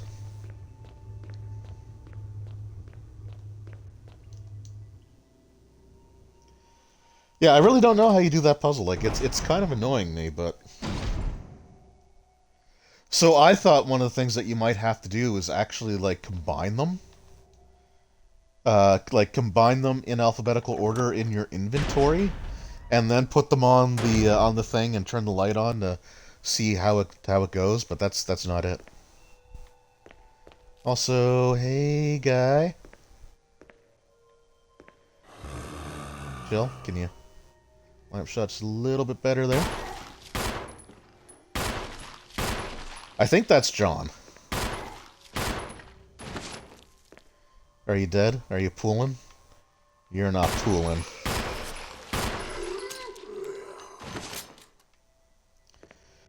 Alright, so this guy is super important that you incinerate the body. Like, it is almost vital that you burn his body. Okay, and we also got a fax here. So, to the Sanitation Division, Attention Manager of Sanitation from Raccoon Disaster Contingency Committee. The contents of this fax are confidential and intended for the named addressee only. Any copying or disclosure of the contents of this fax to any third party is strictly forbidden by the sender. Oh, okay. After reading this contents of this fax, it must be destroyed immediately. Well, they followed that protocol well. We expect significant increase in the damage done by recent T-virus outbreak than initially estimated. There are several concerns. First concern. More than half of the researchers have been infected by the T-virus and died. It has also been reported that most of the survivors of this accident are starting to show symptoms of T-virus infection. Second concern, our secret security patrol team has also been completely eradicated. Therefore, our most secret research is in danger of public disclosure. Quick actions are demanded to prevent mass media coverage, like, I don't know, changing your frickin' passwords. Third concern, there is the high possibility that most of the specimens are running loose inside the compound. We expect many casualties to follow. However, yet unfortunate, these casualties underscore the success of our research results. Actions must be taken to prevent our research results from being made public.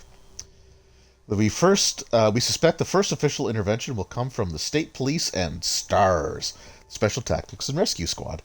We strongly recommend taking measure against them first. Alright, so this is really cool. So this here, the version of Resident Evil 1 that we're playing, and Sortalin, I know that you know this because you have it, originally this version of the game appeared on the Nintendo GameCube. It was part of like the Capcom 5 exclusivity deal that Capcom had with Nintendo that lasted for, I don't know, 6 months. But in the original GameCube version, these computer terminals, these security system password devices, were actual GameCubes. So now that they're no longer on Nintendo, they had to redesign them so they don't look like a Nintendo GameCube. But this is clearly still a Nintendo GameCube. It just has a little LCD screen on the top there, but if you look on the front portion, you can see the part that sort of sticks out where you put in the controllers and the memory cards, and there are two things plugged into where two of the controller ports would be. So yeah, I've never made it far enough in the GameCube version to actually see them, which sucks because again the tank controls just don't make that possible for me. But there we go. First MO disc is in the can. I'm also going to take these slides. I'm going to come back for those, because I'm full, right? Can I use this? Alright. Yeah, let's take... I don't need the ink ribbons, but we'll take that, because we're about to go back upstairs anyway, and I can drop stuff off. There was also a remake of Metal Gear Solid, from the original PlayStation by Konami, that was also on the Nintendo GameCube. I think it was called the Twin Snakes. My inventory's full, right? Yeah, it is. I think it's called the it's called the twins. I think it's called the Twin Snakes, and they're actually like Nintendo GameCubes that you can find in there as well. It's just kind of neat. Like I said, it would have been amazing if Capcom forgot about that and just did the HD remaster and left the actual like GameCubes in. It makes me also wonder. I suspect they changed it for all of them, right? But it makes me almost wish that like the Switch version would have kept the GameCubes, but I don't think it did. Okay, I don't refilled it. I don't know why. I'm never going to use it again.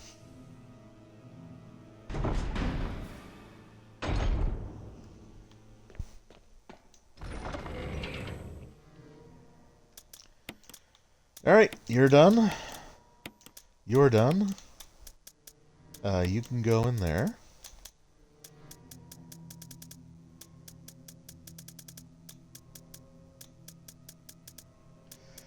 I still really thought that I had actual shotgun shells in here. But I do not. It's weird because like I played from this file earlier today. And by the time I was here, I had like 24 shotgun shells. I don't know. Yeah, I'm still gonna take. Actually, let's take. We'll take the incendiary rounds as well. Oh, I can drop this off though.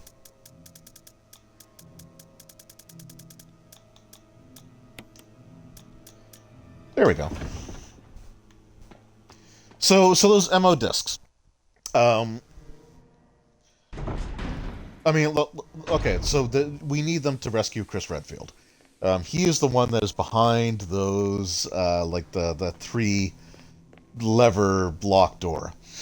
You know, spoilers, I guess. So in the mansion, we found the first MO disc, and it was part of a puzzle that you actually had to solve. Like, you had to go and, you had to get, like, the jewel. You had to get, like, was it the yellow jewel? I think it was the yellow jewel. And use that to put it into a statue, and then the thing rotated, and you got the MO discs. So you need 3 of them, right? So the second one was just laying out in the open on that table, right? Here's the third one. In the same room. Like, just on the other side of the door. So I wonder why they even bothered putting the first one behind a puzzle. There's some shotgun shells. Like, why they even bothered putting the first one behind a puzzle when the other 2 are like 3 feet away from each other.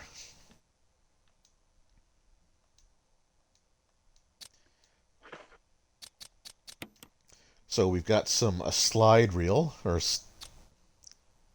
what is this? Slide cartridge, or slide filter. There are red color slides on there, nothing else. I wonder, like, do kids even know, like, does today's youth even know what slides are? Anyway, so here we go, the Bioorganic Weapon Official Report by Umbrella. MA-39, Cerberus. So these are the zombie dogs that we saw at the beginning of the game and a few times throughout the mansion. F-103, Neptune. Gotta be honest. Neptune really feels like the mad scientist thing. Like, you know, like we're trying to create this virus for super soldiers. It's like, all right, well, let's put it in a shark and see what happens. Oh, they do the puzzle just so it drives you crazy? Yeah, I guess. Like, so the reason that it would really suck is that if you don't get that one out of the mansion, then you can't get the best ending. Here we have the MA-121 Hunter. I wish it gave you, like, actual information on them. But here we have the T-002 Tyrant. And who's that? On the far right there with his trademark sunglasses and gloves. Oh, and 8462, which we need to get in here. Nope, in here. Nope, in here. Nope, in here.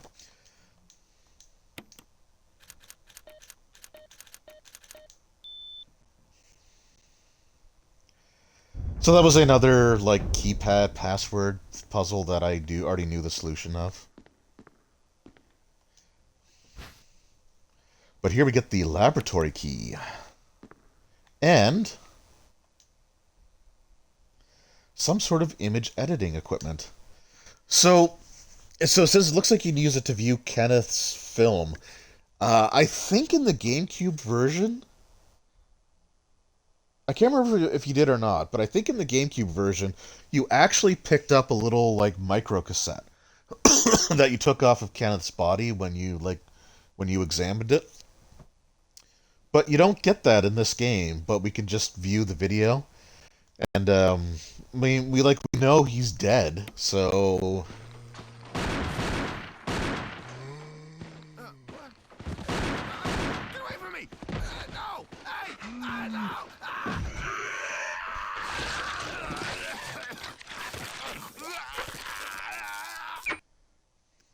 So that's it. So like, but he's literally the first thing that we encounter in the game. So, okay, there was. So I was watching a video, sort of speculating, and what they believe, what the person theorized, was that. No, we're not going to do the film again. But what they theorized was that there was going to be a greater mechanic around these like microfilms that you'd have to splice together in certain ways, and like it might have been like being the solution to a puzzle, or it could have like given you like security thing, or something to incriminate Wesker or something like that. It's just really weird that it's like, okay, so we know how the guy who was being eaten by a zombie died. Spoiler alert, he was killed by that zombie. Do I have room in my inventory? I do not. I was going to grab that first aid spray and put it in storage, but that's fine.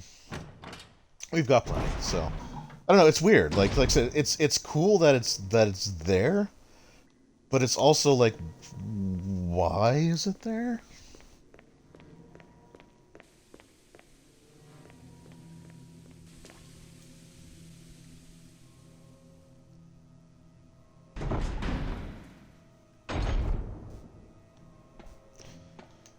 All right. Maybe I had the shotgun shell in total that I had, or that I thought I had. Maybe it actually came from a little bit later here. Alright. We're about to free up that key spot pretty quickly, and we're going to use another one of those MO disc readers.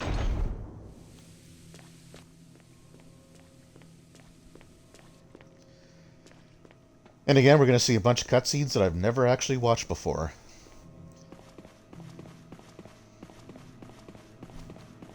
And we're coming up on the part of the game where I am going to be using tank controls. It's not for very long, right? It is for a relatively short section of the game. But I will be using the tank controls and not the modern control scheme.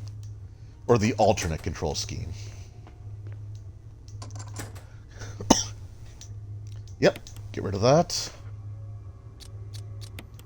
Equip this.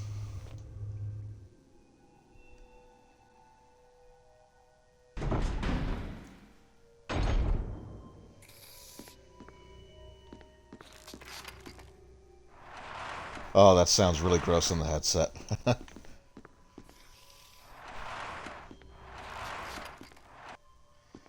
Okay, there's some more shotgun shells. So yeah, we're up to about the number that I had before, so. Alright, I gotta get down here real quick. And these are the frickin' chimeras. And these things are gross. And stupid, and I hate them. Oh, for God's sakes. So, the chimeras are the result of splicing human and fly DNA and then thrown in a little dash the T virus.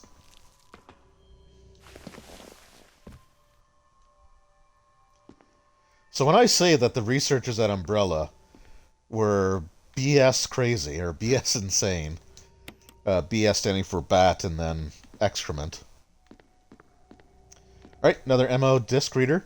So again, unfortunately, you can't quite see a good look at the front.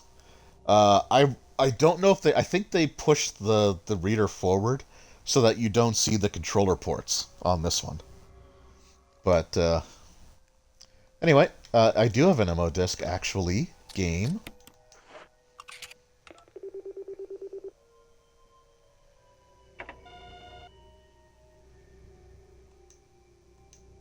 Seems to have unlocked something. Yeah, I know what it unlocked. And then we can just push this way.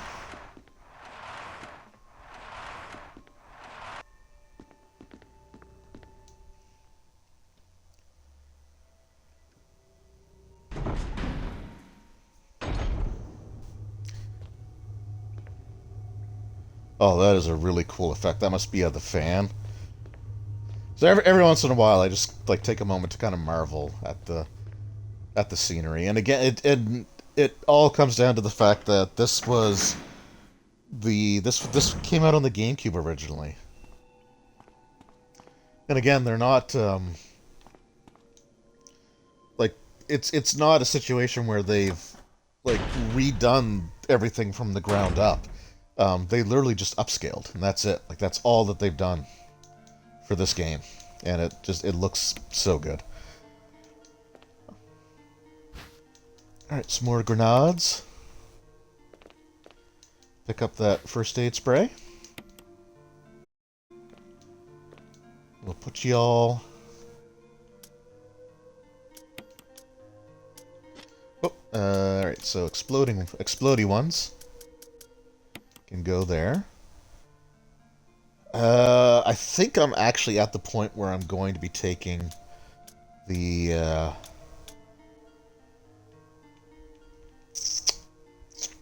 the shotgun. Not quite yet. Not quite yet.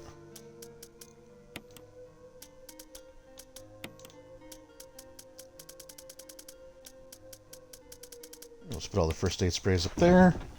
We'll throw in a quick safety save. Because we're here.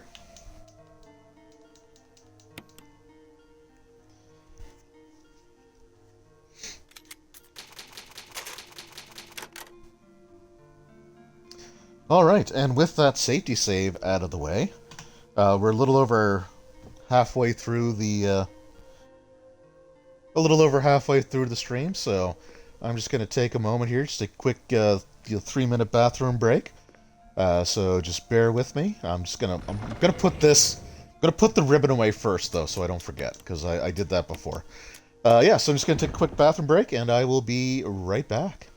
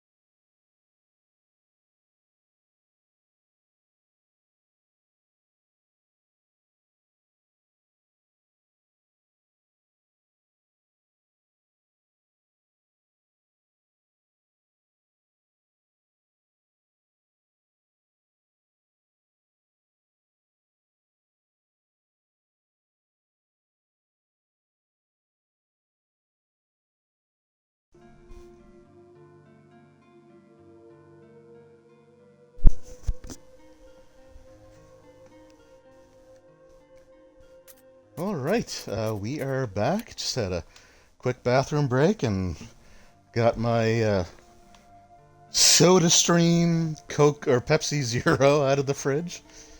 We got a SodaStream, part of the Black Friday deals. Like, it was half off. It was like a little over half off.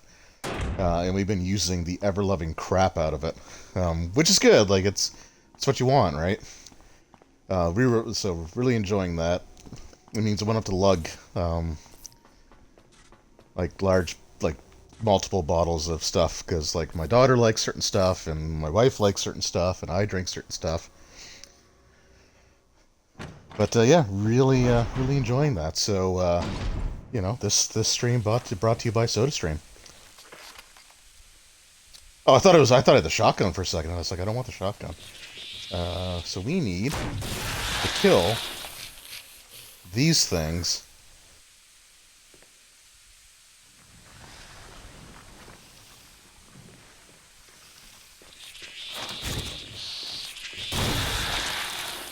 They're so gross. Like, ugh. The acid rounds make pretty quick work of them, though. I will say, I'm happy with that. Can I go through this door yet? Yeah, I can. Cool.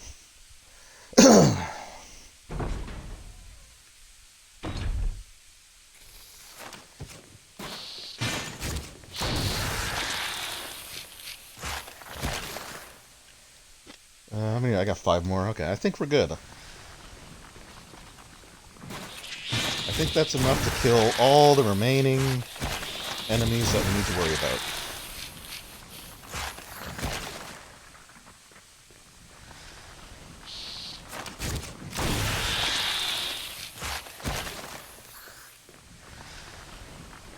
Alright, so the first time I played this, which was off stream, like when I got this far, I, for the life of me, could not figure out where the third frickin' MO disc was.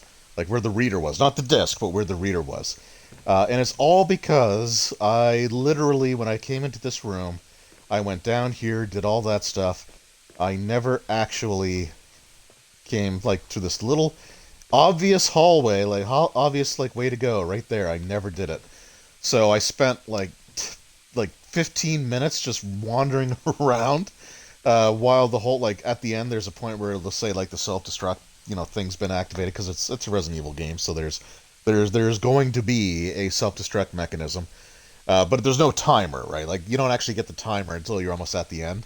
But I was just running around trying to find it, and I finally had to actually look up a map, and all because I just didn't do this. Like, that's all it would have taken.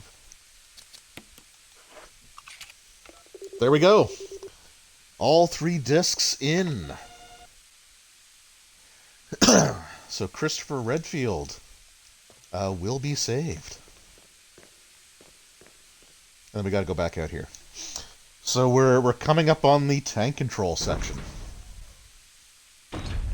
I'm saying it like it's going to be this really awesome thing, but it's literally just a short, you know, walk from point A to point B. But here, the elevator that we saw, or that I think I showed, I can't remember. There's an elevator, has no power, so we got to get power from here. Or there's the fuel source for the electricity for the elevator is here, because the elevators, which are used for emergency evacuations, have their own proprietary fuel source that is independent of the rest of the power grid used in this research facility. Because video games.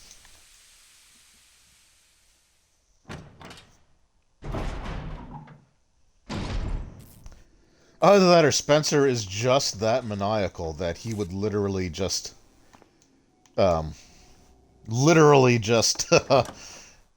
make it so that there's a very good chance that, you know, he, like, if people had to evacuate, that they just simply couldn't. Like, what a champ. Alright, so we don't need you anymore. We're going to take the assault shotgun. And we're going to take the shotgun shells. And I don't think I need the handgun anymore, either. Instead, what we're going to do is we're going to take the Magnum rounds and the Magnum. Because we're done with zombies, we're done with the... There might be a couple of more enemies that we have to fight, but the shotgun is what you want to use on them anyway. So yeah, I think we're just done with the handgun. I've never actually put the handgun away before. I've always kept it just in case.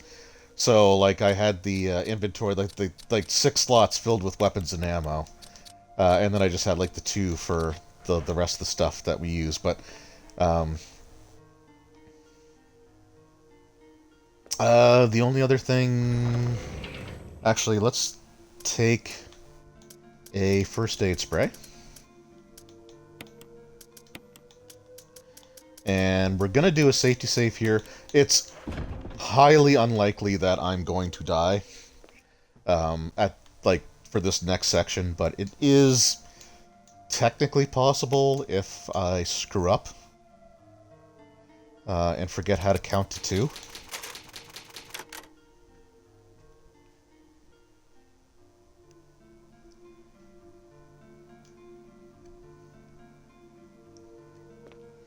And I usually like completely err on the side of caution anyway, but we'll see here.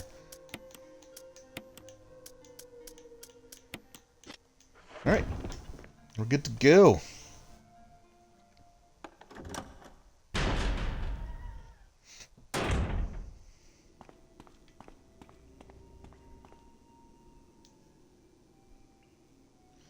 And the thing that we're about to do is 100% the reason that I made sure that I torched all the zombies in this area. Well, actually, I didn't have to torch the one here. I was actually able to blow his head off with the handgun, and there's only like a... I think it's only like a 10% chance you can do that, so... hey, Wolf of Legends raiding party, huh? Super Jenny 330, how's it going?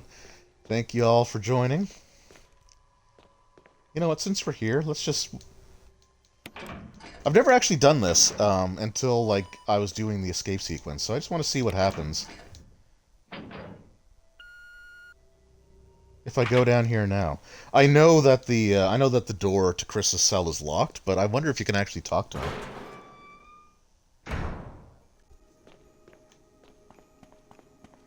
So we're going for best ending. The only thing that can possibly get in the way of that is Barry.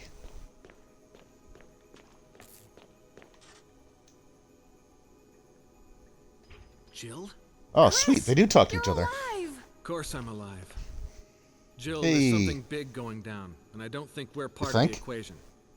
I have to get you. Oh, you're part of the equation. You're just part of, like, the minus. It won't open. Wait, I'll be back to get You just you finished out. RE2? Okay. Awesome. No sight. Were you playing, like, old school, like, PS1 RE2, or was it remake?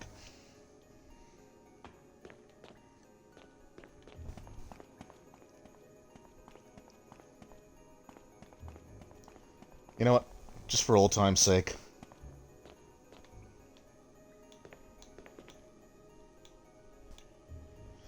See if I can do this. One last time.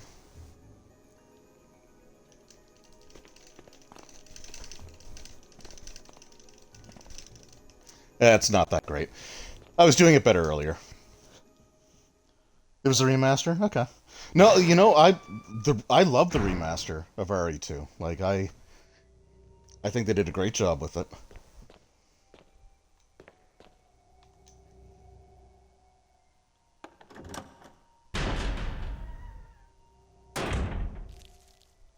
Especially like the Sherry section. Like, that is so much cooler than the one that they had in the actual game. Oh, one other thing, again, because this originally appeared on the GameCube, I'm not entirely sure, but if you look on those shelves underneath the books on the left-hand side of the screen, where, like, the beakers are, I want to say that that's actually was originally a Rob the Robot. Because if, like, it just looks like a Rob looking sort of up at an angle, but you can see its base, what looks like the arms on this side. So I'm pretty sure that's Rob the Robot next to the beakers on sort of like the top left-hand corner of the screen. I've never seen the GameCube version like this far in, so I have no idea if that's actually the case, or if it's just like a microscope that happens to look a lot like a Rob the Robot, but I'm pretty sure that was Rob the Robot. And if it's not, I'm still going to say it is, so that I sound smarter than I really am. You're playing as Leon? Leon was the first run that I did in that game. So Leon, aside from like Jill, and honestly, like truthfully, Leon is my favorite Resident Evil character. Because RE4 was the first Resident Evil game I ever actually completed from start to finish. So like I've always like Leon's always been my favorite. Yeah, when I got the remake, I absolutely chose him. I chose him. Did I mention earlier that I haven't been sleeping well the last few nights? All right, so we have the fuel source, and this fuel source is based off of like nitroglycerin. So you can't. Whoops, I didn't mean to do that a second time. So we can't run. Well, you can, but only in short bursts. So I think if you run more than 4 steps at a time, it explodes and you die. If an enemy hits you, it explodes and you die. I can't remember if you're allowed to use your weapon or not, but I cleared everything else, so that's not an issue. So this is the one segment where I use the tank controls, even though I hate tank controls, because with the thumbstick, unless you're like just barely moving it, you default to run. So here we go.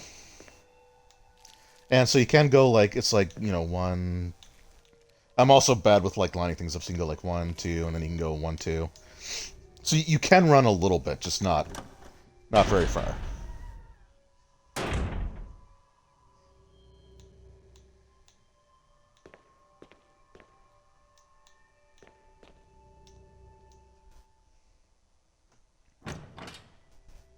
So if you don't run, so I said, I think it's like you can run. I think the speedrunners, I think the strategy now is to do like walk 3 and run 4, or walk 4 and run 3. But the one that I learned was just 1, 2, and then 1, 2, 1, 2, 2, 2, 1, 2,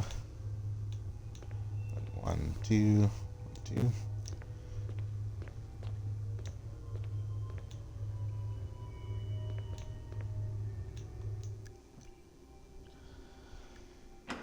So you're going to see me struggle with tank controls for a few minutes.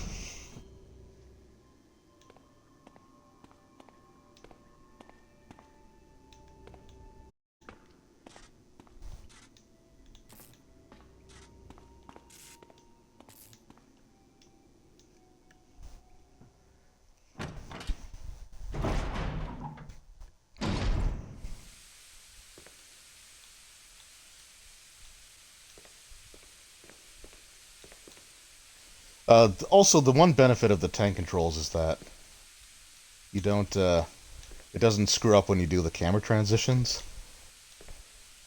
But still, that was it. That was it for the tank controls. Now we're back to using the thumbstick for the rest of the run. So I hope it was worth it. My least favorite control scheme of all time, but I have to use it for like, what was that, a minute and a half? Okay, the fuel's been supplied. The one thing I also like about that is you don't have to go into your inventory to use it. It's treated like a key, like a door key.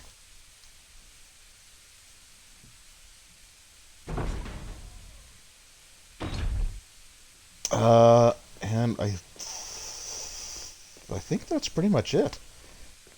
I can't remember. There might be chimeras on this side of the door. I was thinking of switching to my Magnum, but... Okay. Yeah, alright. Oh, that sounds super gooey with the headset. Ugh. I think there's one more.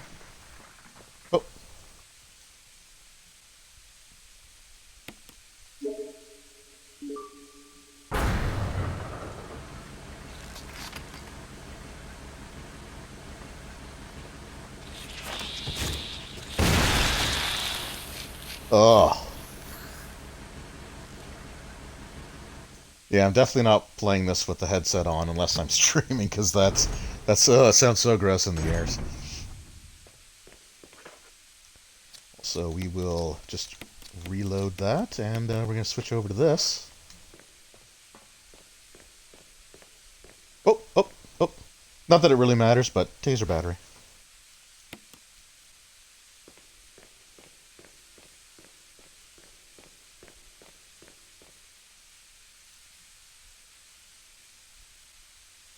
Alright, so we're going to come to like the last few cutscenes. So, as I said, I've beaten the game, but I skipped all the cutscenes because I want to witness them for the first time on stream.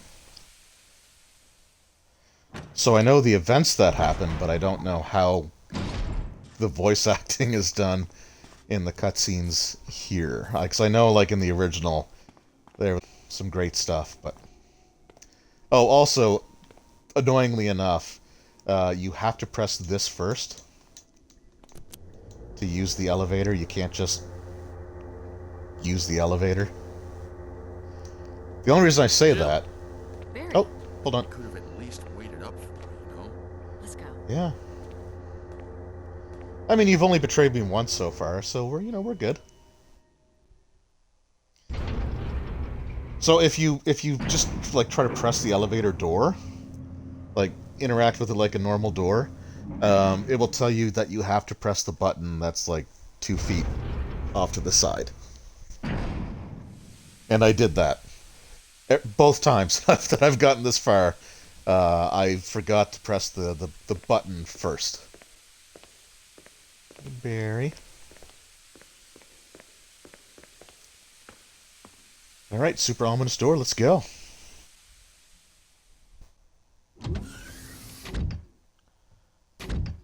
Is Barry to Jill? Yes, so Barry is to Jill what Rebecca is to Chris. Except Barry is kind of a puppet as well. Oh, don't blame Barry for everything. I hear that his better half and 2 lovely daughters will be in danger if he doesn't do everything I tell him to. Wesker, you're pathetic. Yeah. Well, you shouldn't worry too much, dear. You'll be free of all this anyway. Why eliminate stars? Believe it or not, that's Umbrella's intention. Oh, you've You're never seen this just a part of the game? slave Well, of there you go. Oh yeah, I guess you played as Smart Chris. girl. You were playing as But Chris, I think weren't you? misunderstand me. The things Or you did you mention just are take nothing. Barry's gun? I'll burn all of them along with this entire laboratory. Barry, go up on the ground and wait there. Barry. You gotta love Barry. He must really be afraid of Umbrella.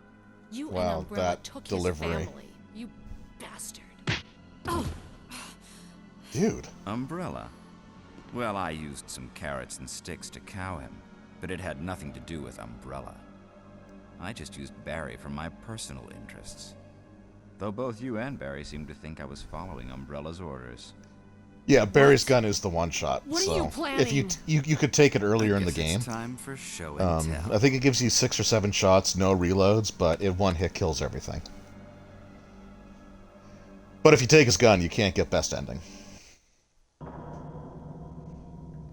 Okay, this is a cutscene I've been waiting for, because I've never seen the GameCube version of this, like, ever before either. And I remember, like, on the PS1, like, seeing the PS1 speedruns. It was a really cool scene then.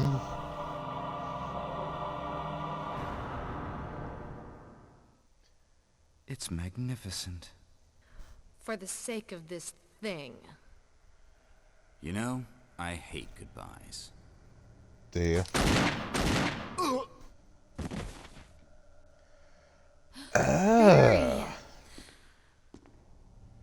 Hey, Bear. Me? No, you're not. What to the hell blame. was that? It's Umbrella and Wesker. Even if it meant my family, I couldn't bear turning my back on my friends again. Shit! Oh, you took it as Chris? Oh, but it only had 1 shot in it. Okay.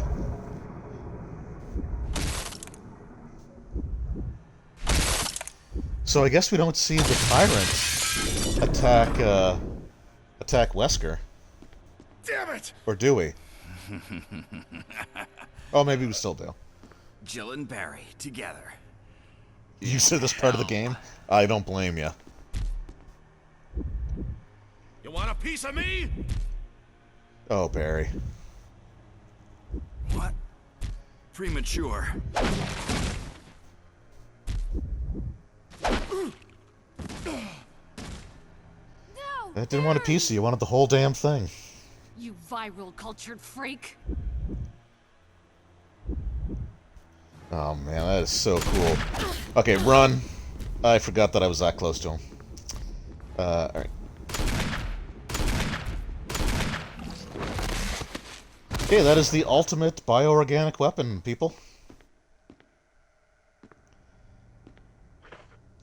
How am I doing? Caution? Yeah, I'm gonna use this now. So on Wesker's... Oh, Chris's portion. Okay, so it's the Chris playthrough. So I think that can also happen on Jill's playthrough if you take the gun from Barry. So like in the Chris version of the game, you still do the room with Lisa Trevor. Oh wait, no, but that's right, because the Lisa Trevor thing with the 4 stones, Wesker's in that with the Chris version. So anyway, Barry, get up. Barry! Barry! He impaled and tossed him. Okay, yeah, so that's like the classic RE1, Okay. Jill, like PS1. sorry. That was careless of me. Wesker, Yeah, you got punked out. first, let's just get out of here. So I think this is technically considered like, so RE1 has like kind of a weird thing with the games, like the canonical series of events. But I want to say that this is the canon version of the encounter with the Tyrant, because of the fact that Wesker doesn't get like straight up impaled by the giant claw and just gets away, and then he comes back in RE5. And in the Resident Evil Archives book, I think the reports, I think Jill reports encountering the Tyrant. But I also can't remember if like Chris taking out the Tyrant in the second fight is like the canon events for that either. I don't know. Alright, gotta come here. Release the lock.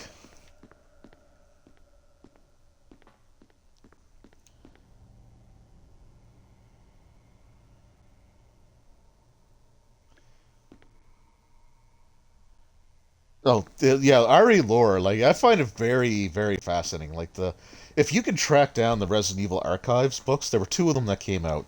The first one was, like, supporting the GameCube releases, because it has 0, 1, 2, 3, and Code Veronica X in it.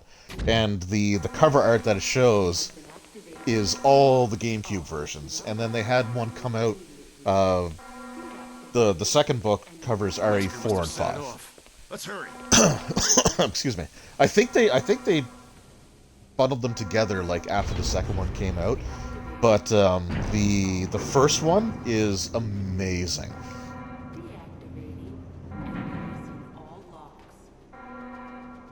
And I think it's literally just the formatting is done better. Like the color choice for the pages and stuff. It's a hell of a gun, Barry. One of these days I'm going to take it from you. Alright, just going to grab another first aid spray. I guess I don't technically need to, because there is healing stuff near the end anyway, but we're just going to do it.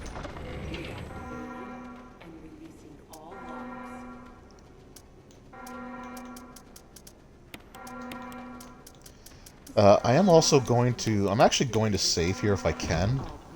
Because... So the good ending involves Chris and Barry surviving. But Barry's still... Barry's not out of the woods yet. System has been activated. All personnel must evacuate immediately. Deactivating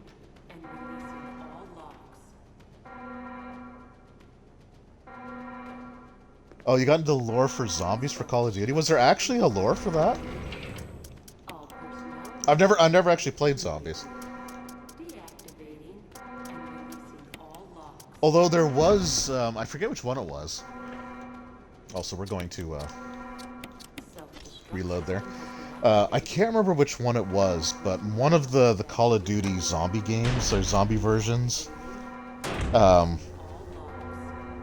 they had, one of the maps you could play on was an ocean liner that portions of it looked very suspiciously like the Titanic, which is another area of supreme interest for me. That's something that I've, like, studied and followed up on for 31 of my 38 years. Oh, okay. I'm not wasting Magnum on you. Yeah. Wrecked. Oh.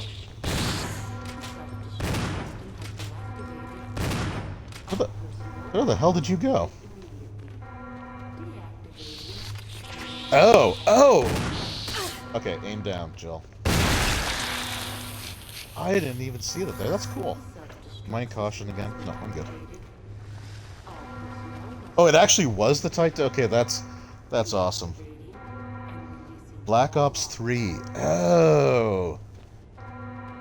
I think I have that on my 360. But I think Zombies was a separate thing, right? Like a separate DLC. Alright, you know what? We're just gonna pop one of these because we can.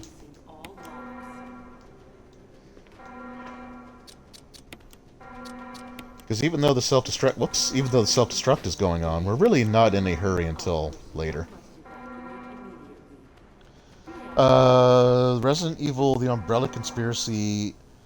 no, they're literally just called Resident Evil Archives. Unless they re-released them and changed the titles.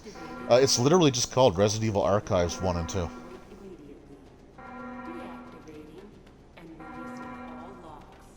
Voyage of Despair, okay. Oh, it's Black Ops 4. Oh, I don't have that one. Sealer, okay, that's neat. I might have to look into that just to see how... I guess just to be the snooty historian. Self-destruct system has been activated. All personnel must evacuate immediately. Deactivate. Like, look at a completely unimportant detail on the map and just push my glasses up and do the actually. The self-destruct system has been activated. Hey, Chris. I don't know why you didn't come out yourself because the door clearly unlocked.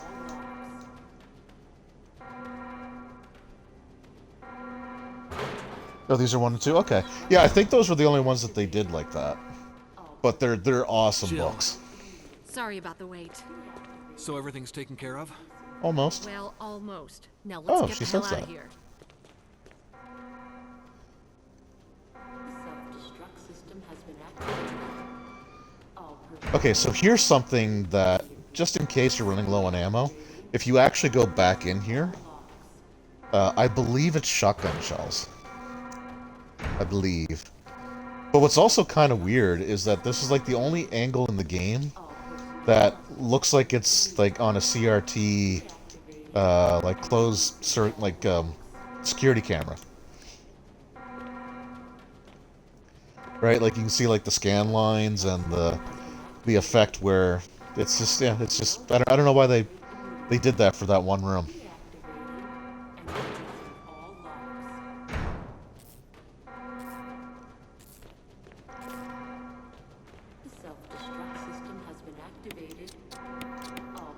Okay, I don't think I need to fight anything else out here, but in case I need the shotgun.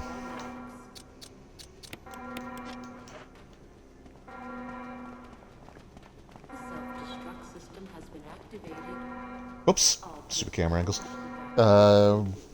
Advise Call of Duty Zombies lore. Oh, yeah, I'm gonna have to look into that. That's really cool. See, I thought, like, because I never watched, like, all I saw was somebody that was already in the middle of playing that Come map. on, let's go. And I was like, you know, a lot of that looks familiar. So it's kind of cool that that's actually the ship that I thought it was. The self-destruct system has been activated. All personnel must evacuate immediately. Deactivate. This way. Had a brain fart moment there. The self-destruct system has been activated. All personnel must evacuate immediately. Deactivate. So one other super important thing to keep in mind when you're playing this. The self-destruct system has been activated. Am I going the right way? Personnel must evacuate immediately. One super important thing to make sure you do is leave one inventory spot open. Oh yeah, I'm going the right way. The self-destruct system has been activated.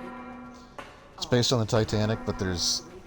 Come on, hurry! Okay, no, yeah, I'm definitely gonna check that out. All locks.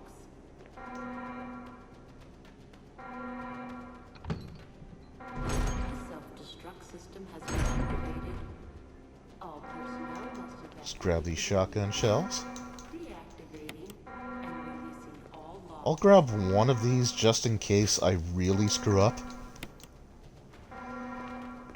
I could grab them both, but meh. This is Brad. I'm running out of fuel. If there's anyone alive, contact me now or just give me a sign. I repeat, this is your last chance. The self-destruct Right this way. Okay. all personnel must evacuate immediately. Deactivating. And so, like, this is the one thing that ensures that you have to have a spot open. Because here's this, like, power cell. Oh no, it's fuses. Okay, that actually makes more sense. It makes more sense than the car battery used to power an elevator. But, like, it's laying on the ground right there. And it's, like, right here is where it goes in.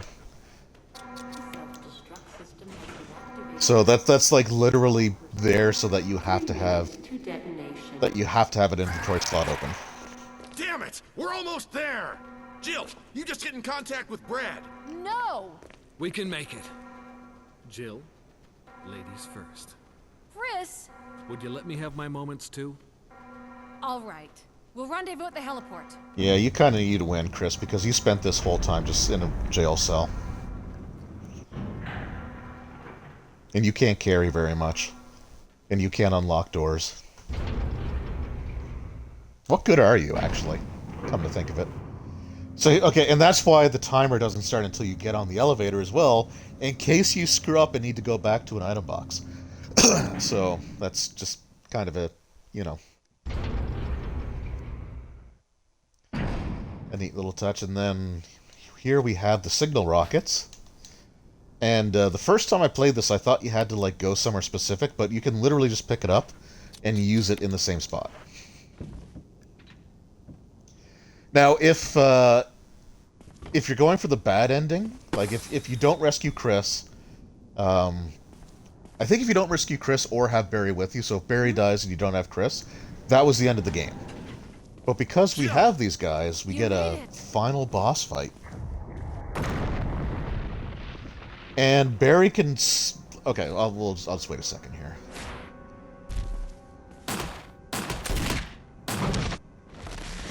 So Chris survives that, don't worry. He's just knocked out.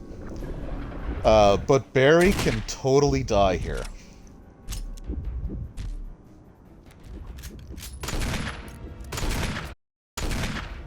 Whoa! Easy there, fella. Barry.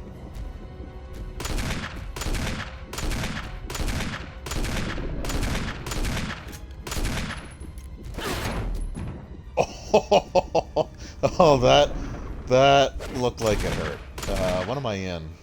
Just regular caution? Okay.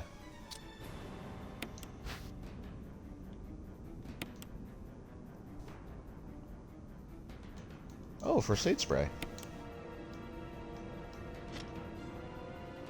I will use that just in case I get hit again.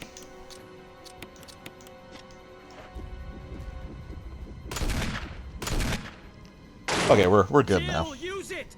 Kill it, whatever it is!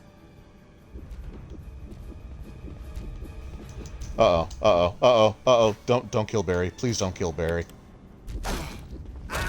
Oh, shoot.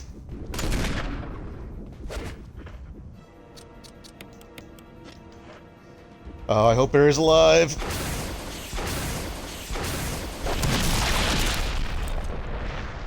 And kaboom.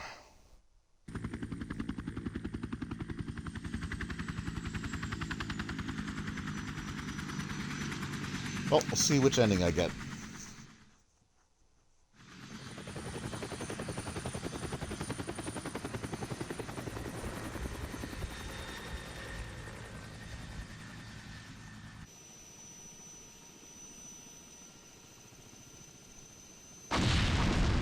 And explosion.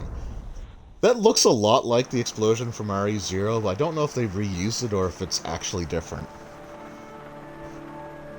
Okay, do we see Barry? Okay, cool, you survived. So that's best ending that we can get with Jill.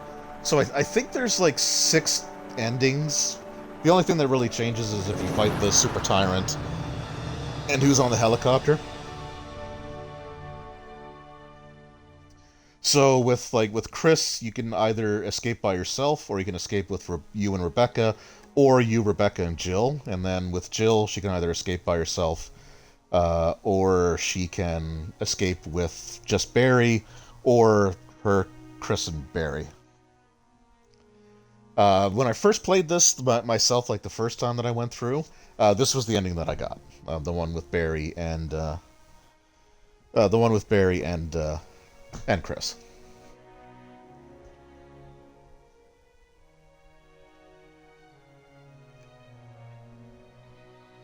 And you know what? I'm going to actually let this play out because I've never actually watched this before. So you get to see some of the cutscenes. There's Rebecca. Now, Rebecca is an interesting case because in RE1, she's kind of like this... I don't want to say damsel in distress, but she's like very like freaked out and scared and like, you know, stuff like that, and unsure of what's going on. But in RE0, like, she fought a proto-tyrant twice, you know, once completely by herself and took out this, like, you know, lich, or not lich, but leech queen, and like she had a hell of an adventure. So it's weird that, like, she does all that in 0 and then is confused and unsure of what's happening in RE1. But anyway.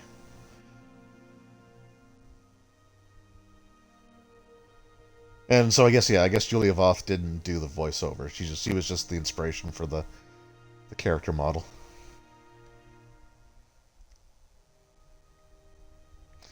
But yeah, so that was Resident Evil 1. HD remake, remaster, whatever you want to call it. And yeah, it's awesome. Like, this is a great game. Jill, you did a fine job. I did, didn't I?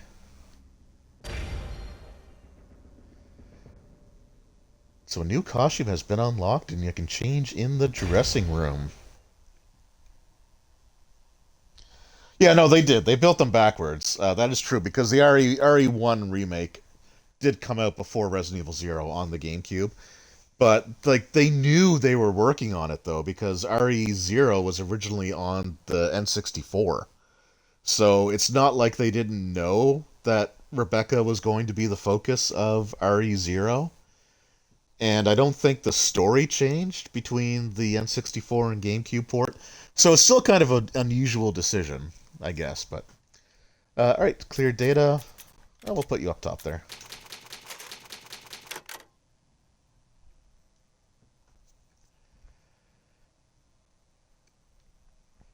So we unlocked a costume. I believe if we play through, like if we do the once again and complete that, then you can unlock their second costume. So I'm just gonna show this here. I'm not gonna play the game, but and you have to unlock costumes for each individual character. So Chris only has the versions that he started the game with, which is RE1 Chris and RE5 Chris. And then Jill, we've got RE1 Jill, uh, the BSAA Jill from RE5, or we've got this like military, like Sarah Connor kind of inspired one. So I believe if we beat the game again with Jill, using an already cleared file, we unlock her Resident Evil 3 costume. So that's something I'll be definitely doing in my own time. And I don't think difficulty setting matters for that. Like if you play at the higher difficulty settings, like you can unlock infinite ammo, I think, for certain weapons and stuff like that, which I'm not too worried about that in these games. It'd be nice to do, but for now I just want to get like comfortable with them and know what I'm doing. But yeah, so there we go. RE1 Remake. Awesome game. A perfect example of how you remake or redo a classic game, I guess, because they basically they captured the essence of the original and they added a ton of stuff back into the game that was supposed to be there in the first place. So just awesome stuff. And I still got about a half an hour. So why don't we mess around with a little RE2? So just give me a moment, and I will boot that up, and I'll be right back.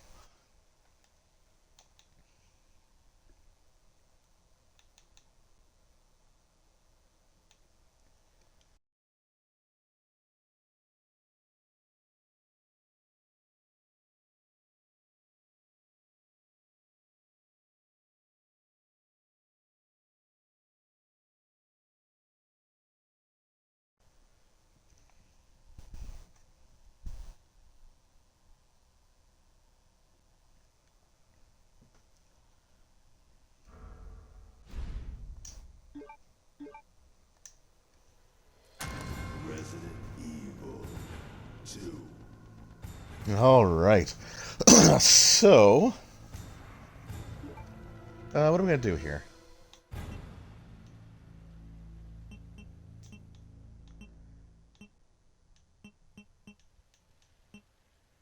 I'm not gonna actually start a playthrough. I mean, I guess I could, but I don't think I'm gonna like start the actual the actual playthrough. I'm gonna start that next week, and it's gonna be Claire A, with just regular items. The only thing I might take for like the infinite weapons will be the knife. Let's go a little nuts here.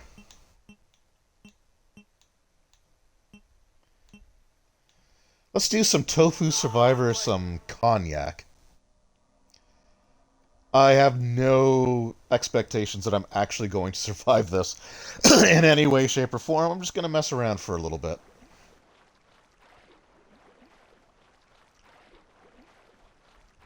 This is Nighthawk. Come in, Alpha. Alpha, do you read? Man, I thought you were all wiped out. I love the fact that the other characters that you're interacting with... Ooh, hello. I love the fact that the other characters that you're interacting with, like, they're just playing this totally straight. Guess there's no keeping down. Like, oh yeah, no, it makes sense that you're, Relax, Mr. Reaper. I'm headed toward the front gate of RPD. Pick you up there. Oh, I love it. So the Tofu Survivor is a bonus mode that was thrown in. Well, it's getting weird. It's weird to kind of get used to these controls again. Crap. I thought I could actually get around her. I was dodging more zombies in RE1, so I guess we'll just...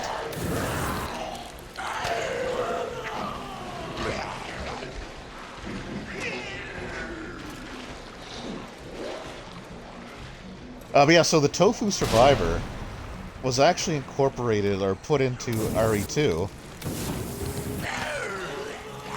Come on. Was put into RE2 basically because, like, when they were first developing the game... I'm going to actually go with this for a bit. When they were developing the game, they just had this, like, white block that they had solely to test out hitboxes and to see how well like the hitbox system actually worked. Oh, hey, Wolf of Legends gonna hop out. Yeah, no, man, I appreciate you popping over for a little bit. As always, congratulations on your run, by the way, and hopefully I'll be able to catch you on one of these nights when you're doing your thing. So I really do appreciate it. Thanks a lot.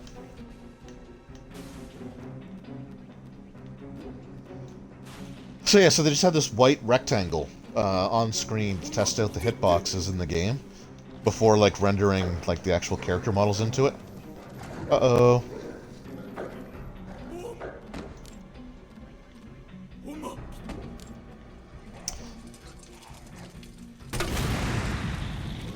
But the people at Capcom thought it was funny.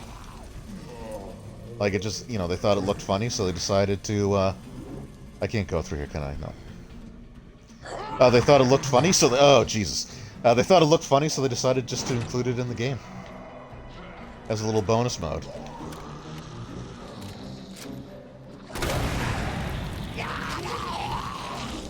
God damn. I'm not great at this mode, like, so...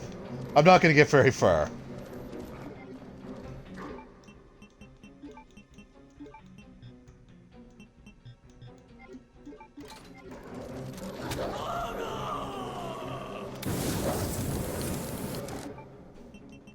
I also love the fact that the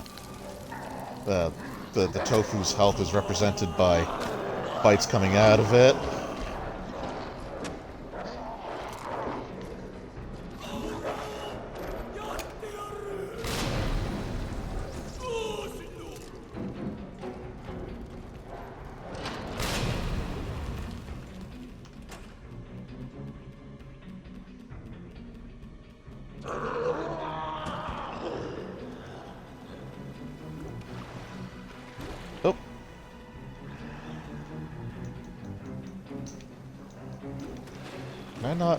I have no idea where I'm supposed to be going.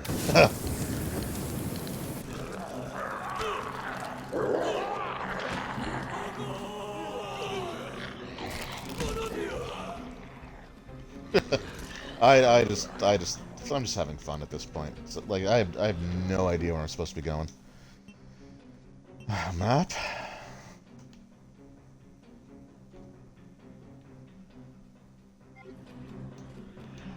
Oh, okay, now I know where I'm supposed to go. God damn. Just ambush zombies.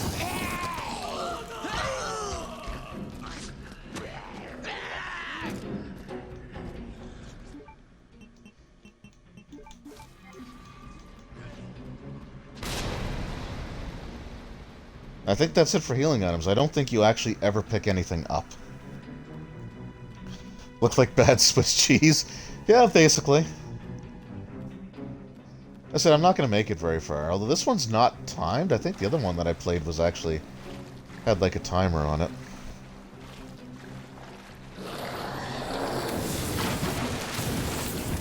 Oh, hey, that's great. I think that's death. Oh, no, I had a grenade left. Okay, cool.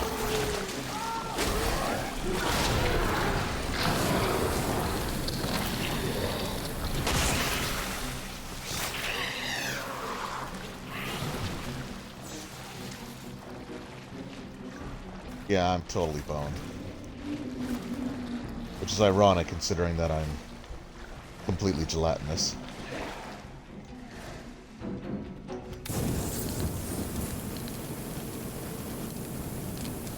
Also, this flamethrower kind of sucks. Like, really sucks.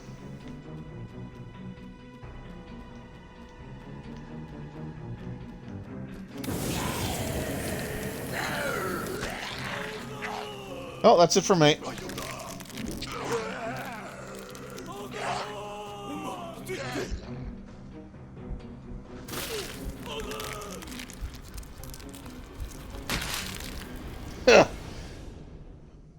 Now, where the hell did you pull that out of my... Yeah, alright. Well, yeah. So, it's a mode that's fun, I guess, for a laugh, but... I don't know. That character really sucks. I think Flan gets like the Gatling gun or and Tofu gets like a bunch of knives. This guy gets a lot of grenades.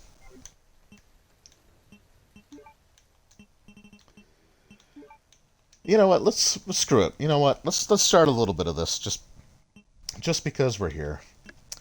All right. So Claire, we're playing as Claire. The question is, which attire do I use? The default, the alternate that's built into the game, or do we go nuts?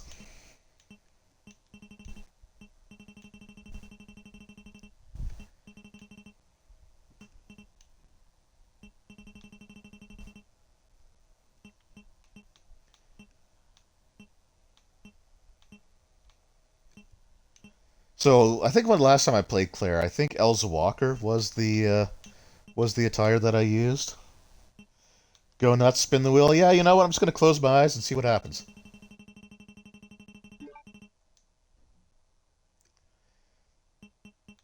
Oh, that's boring. Hold on. Okay, I closed my eyes when I backed it, so I have no idea which one it was. All right, so new game. Claire.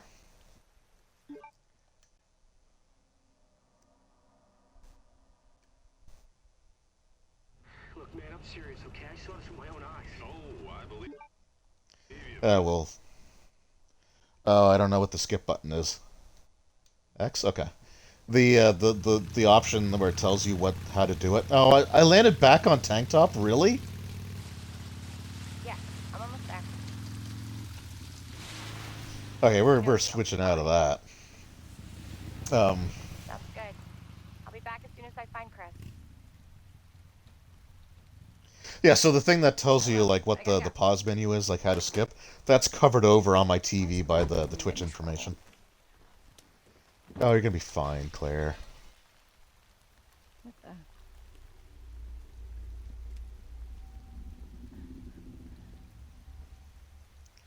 Hello? All right. Try this again.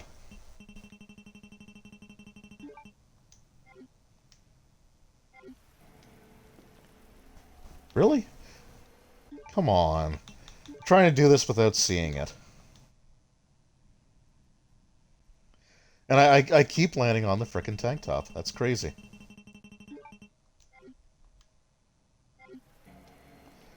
Alright, we'll be Elza. It's something different. Hello? Anybody here?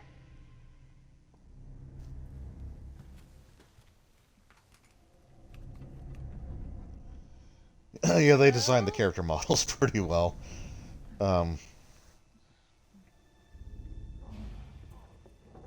And I will say, like this. So this is my. I'm not as big a fan of the Leon character model in this game.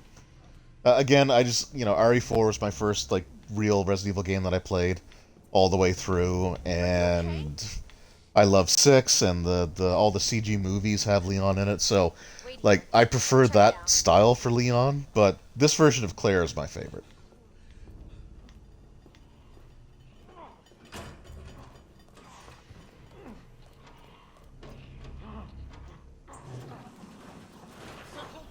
Excuse me, is everything okay? It does make sense for the bike, yes. All right, Don't come any closer. we're just gonna skip. All right.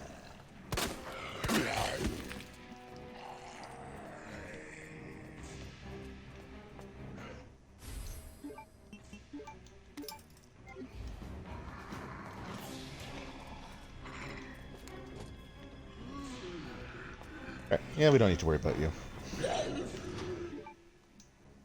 So this is something that it might take me a little bit to get used to again, because in RE0 and RE1, if you have like a key item, interacting with whatever you need to like if it's like a key or a puzzle piece or whatever, if you just like examine it, it doesn't bring up the menu to actually use the key item. But in this game, it does. So we'll see how many times I accidentally just go into my inventory, when I mean to use like a key or something.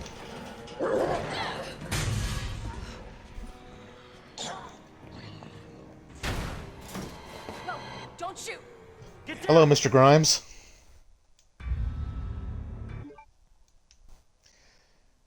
And because I've already done a live stream of RE2,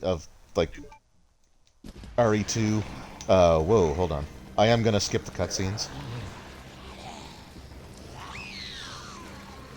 Can't stop. Gotta keep moving. So, I don't know, I think I might actually go for another... I don't know, maybe we'll go for a little bit more. See how much of this I can get done.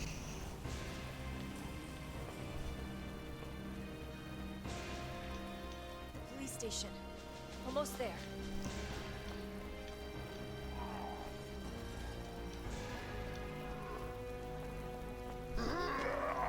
Well, this guy could sometimes whip around and get you.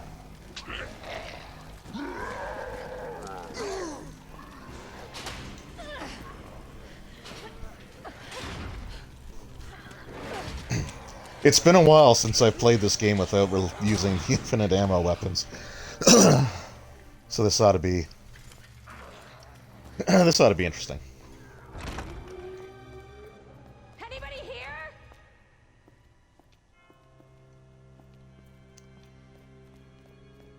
I don't think there was a pouch here, was there? No. Okay. Oh, I think I mentioned this before, but first of all, get rid of this garbage.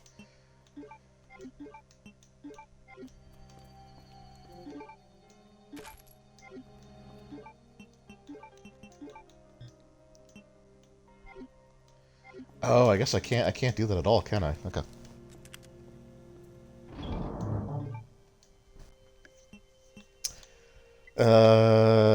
Actually, I think I'm gonna swap out the handgun because it's not infinite ammo, it's just a more powerful handgun. Which I kind of wish I hadn't reloaded now.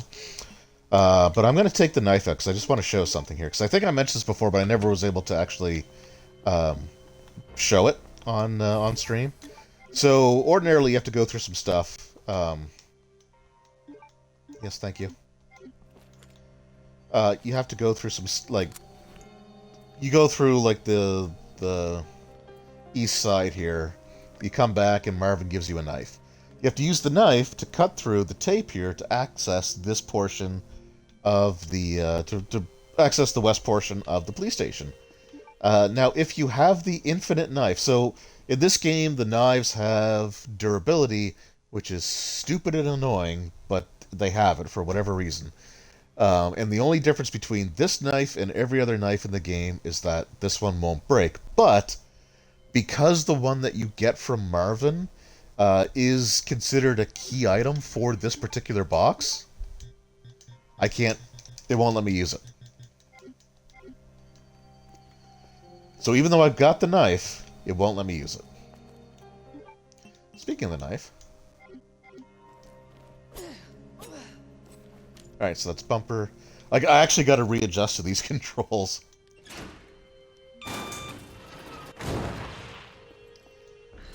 Actually, yeah, we're only going to go for about another 10 minutes or so, but because when I start next week's stream, I'm just going to start from the beginning again anyway.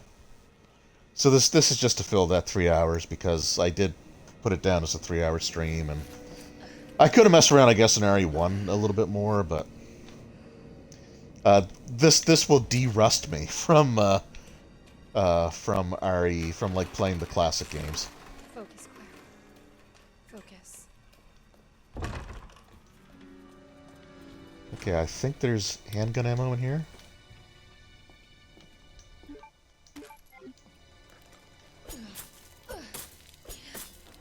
Okay, we're just not going to give you the chance to... We're just not going to give you the chance to come back and be a problem in the future. And if you can interact with them like this, it means that there is a chance that they can come back. So, If you come back, you've got no limbs, so take that.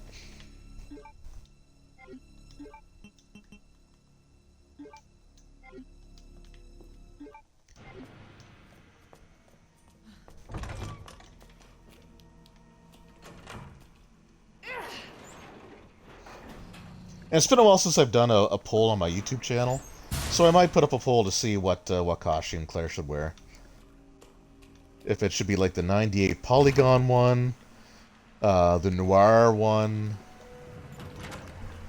if it should be the Elza Walker,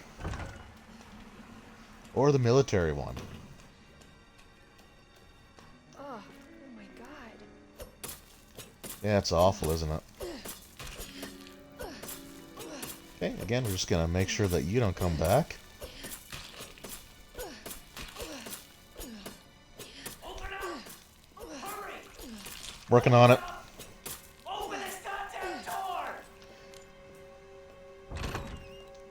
Look, it's not gonna matter. I'm not gonna be able to save you anyway. Hurry up! Hurry up and open it! Nope.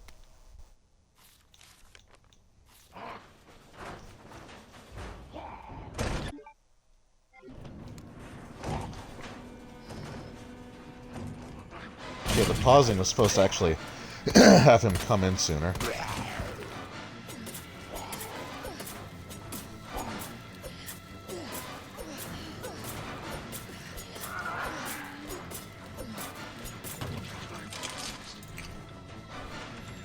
Yeah, I think he's dead.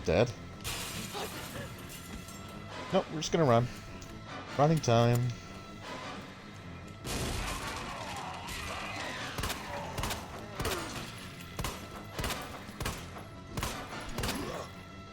God damn. Okay, I definitely need to get used to aiming again. Oh, I'm down to my last 3 bullets. Awesome.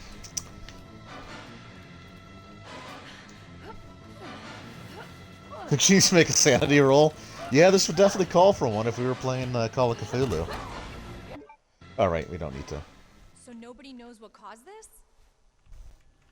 Nobody? There's a lot of... So there's the key knife.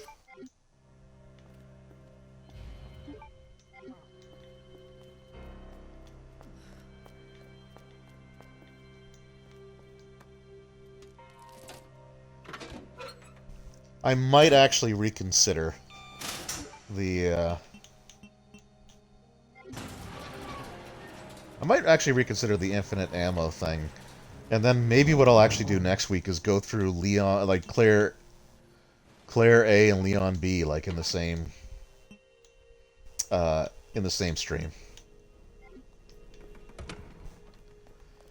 Because if you cut out the cutscenes, it's not actually that long.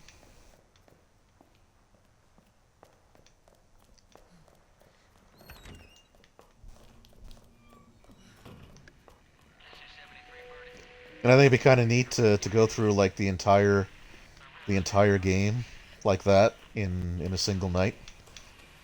Be a long night, but a single one. Yeah, gonna need some boards here.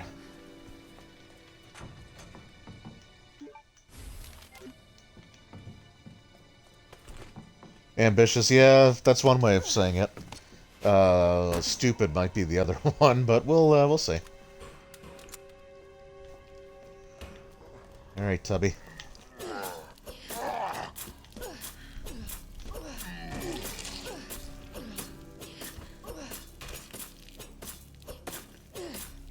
So I think he's dead.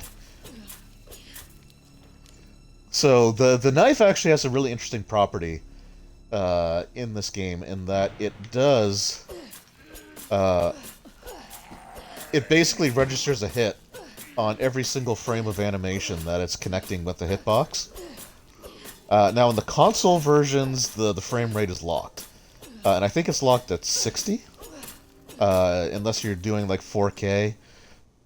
And I don't think these can actually do 4K because I think they both came out before the Series X released. Was the Xbox One and PS4, maybe they were 4K too, I don't know.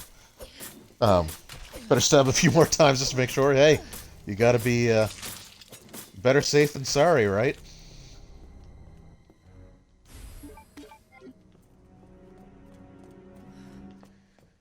Alright, I do remember this one. 9:15:7.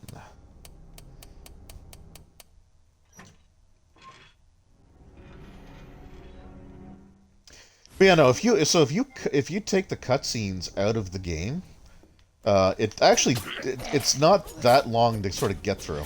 And the B scenario is, will you? Okay, no, I don't want you standing up. And the B scenario is actually a lot shorter than the A scenario.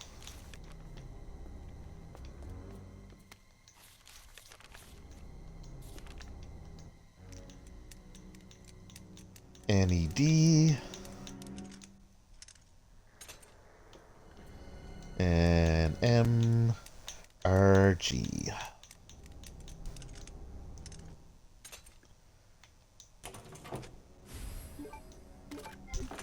A speed loader.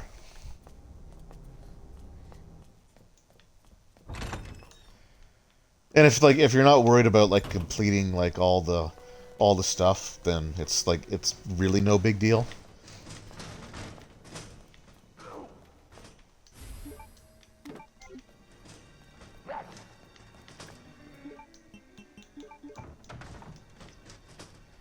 I think to make that a little bit more doable, though, I will probably play on assisted difficulty for both of them, just to get through. Like like I said, I've already played through and beaten these on stream before, so it's not like.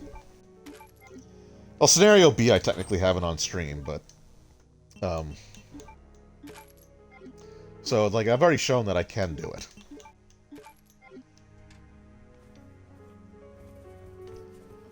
But it would go a long way to being able to do them both in one night.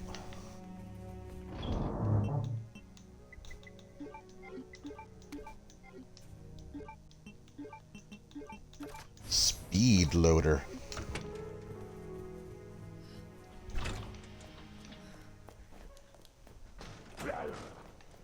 Oh, but yeah, so the knife, like I said, it registers a hit.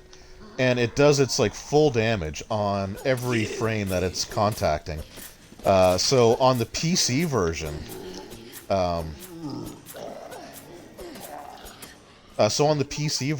the game, there's really hey,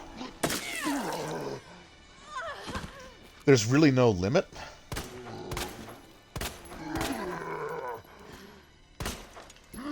My aim is super off right now. It's been a while since I've had to like aim with precision.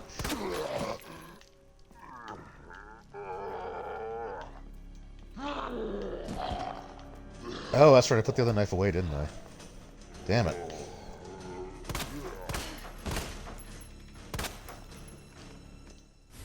There we go.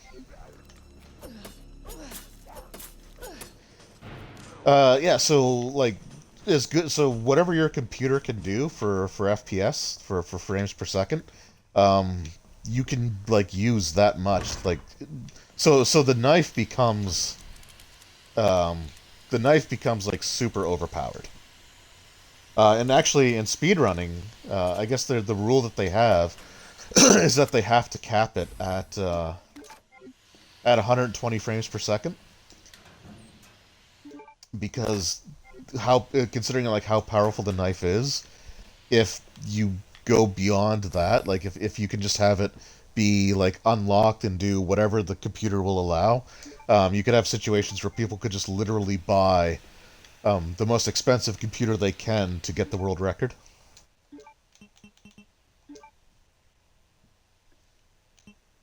Oops, not combine. Examine. Alright, let's have some fun with the frickin' this thing.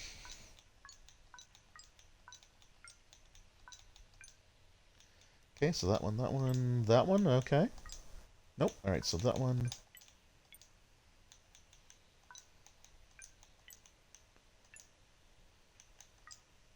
Damn it.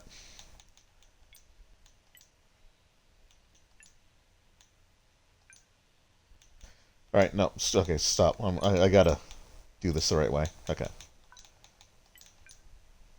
Shoot.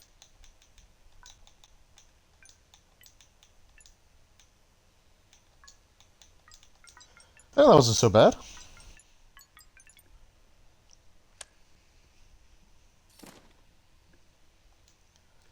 I mean, if I really wanted to be insane, I could try to beat this. I could try to beat RE2 again, like, tonight, but I don't think that's probably gonna happen.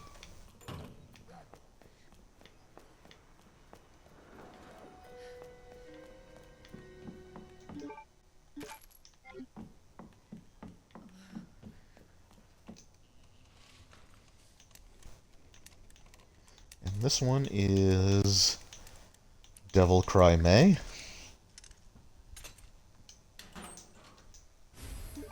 Oh, I don't have the machine gun yet, though, so that's problematic. Oh, that's really problematic.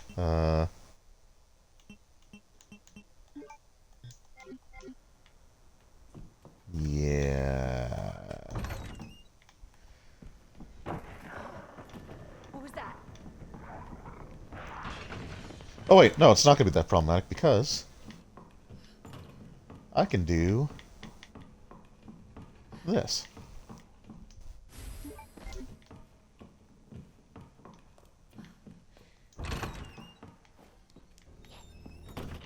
Claire, it's Marvin. Hey, Marvin. Can you get back here? Why? What's up? I've got something to show you. It's important. Hurry. I'm on my way.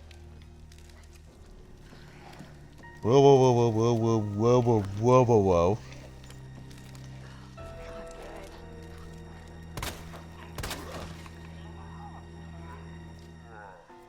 Okay, there's a female zombie here somewhere.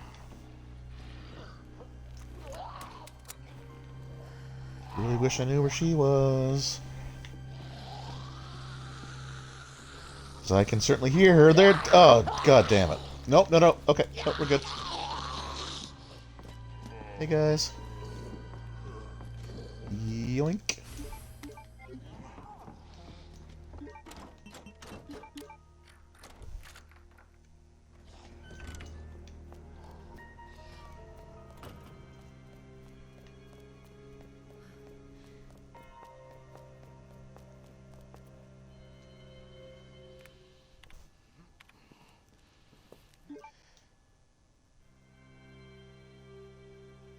Alright, so we'll witness some awkward flirting. Make our way back into here. So I'm basically winding down for the... Whoops. For the stream, so we're just going to go a little nuts here.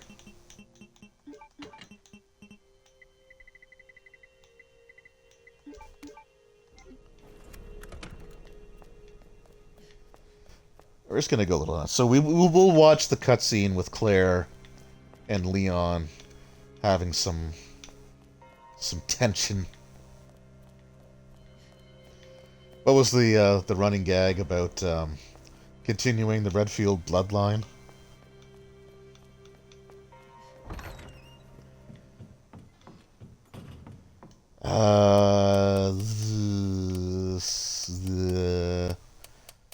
This one I'm not sure I remember. Damn it.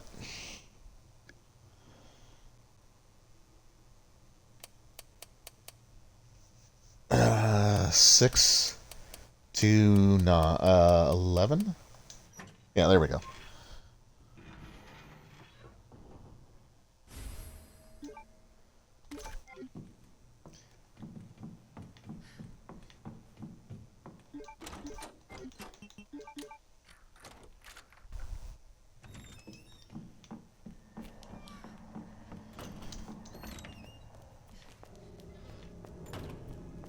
We'll just take care of this other stuff. Just...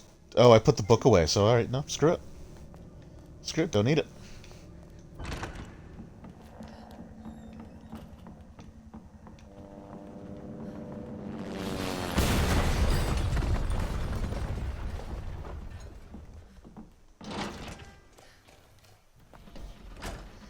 Alright, so we gotta... Yeah, we'll watch this and... Claire? This scene is actually kind of adorable. Leon! I'll be right there! Like, unintentionally adorable.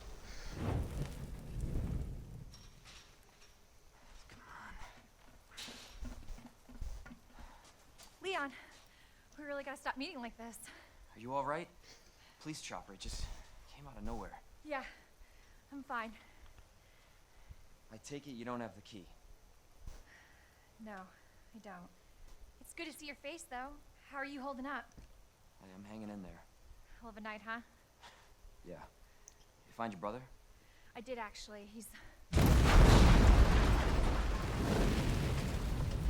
He's explosion. Just when you think it can't get any worse. Leon, you should get going. Don't worry about me. Just get yourself to safety. No, Leon, seriously, they're getting through the fence. Please, just go. We're gonna make it. Both of us. Awkwardly adorable until the explosion. Yeah, so I think if the other way around, like if you're doing the Leon playthrough, I think the dialogue is even more like aw. You just kind of rooting for them to get together. Yeah, alright, Marvin's not answering. Can you let me take control of my weapon again? Thank you. Oh, no.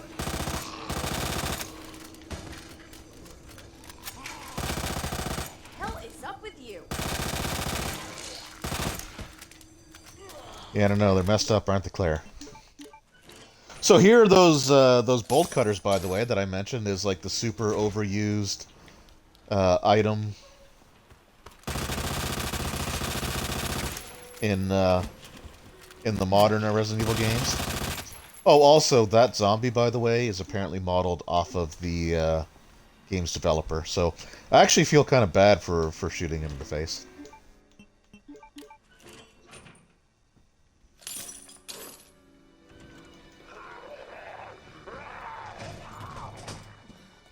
No. I'm just gonna say no to you.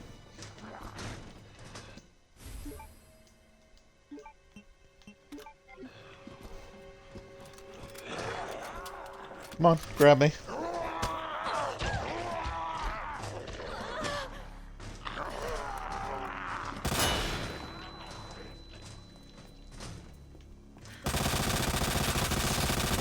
Oh, that's right, I put the knife away, too. I was gonna run up and knife him, but, Alright, so there we go. Let's just get back to the main hall, I guess. There actually might be zombies here because I didn't kill them before. Yeah, hey, buddy.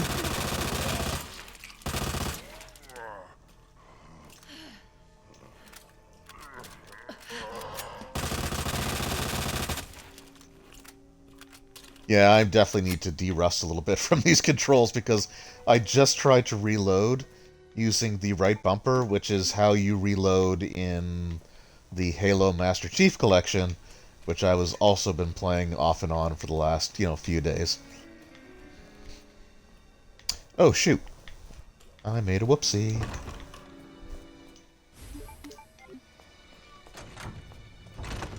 Let's go back and see how you're doing, Marvin.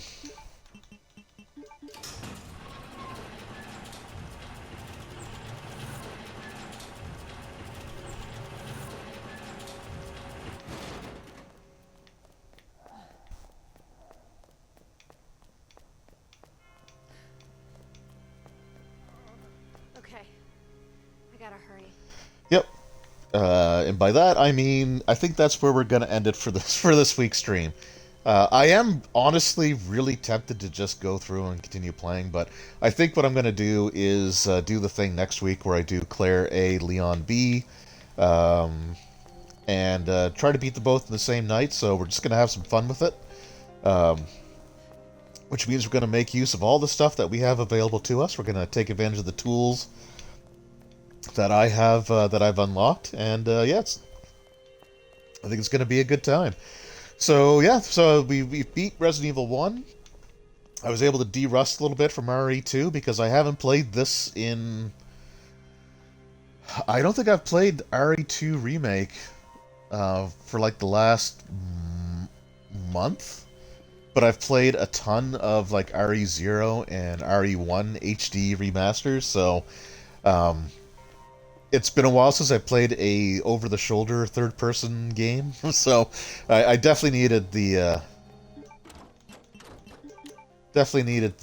de-rest, but I think we're going to be good to go.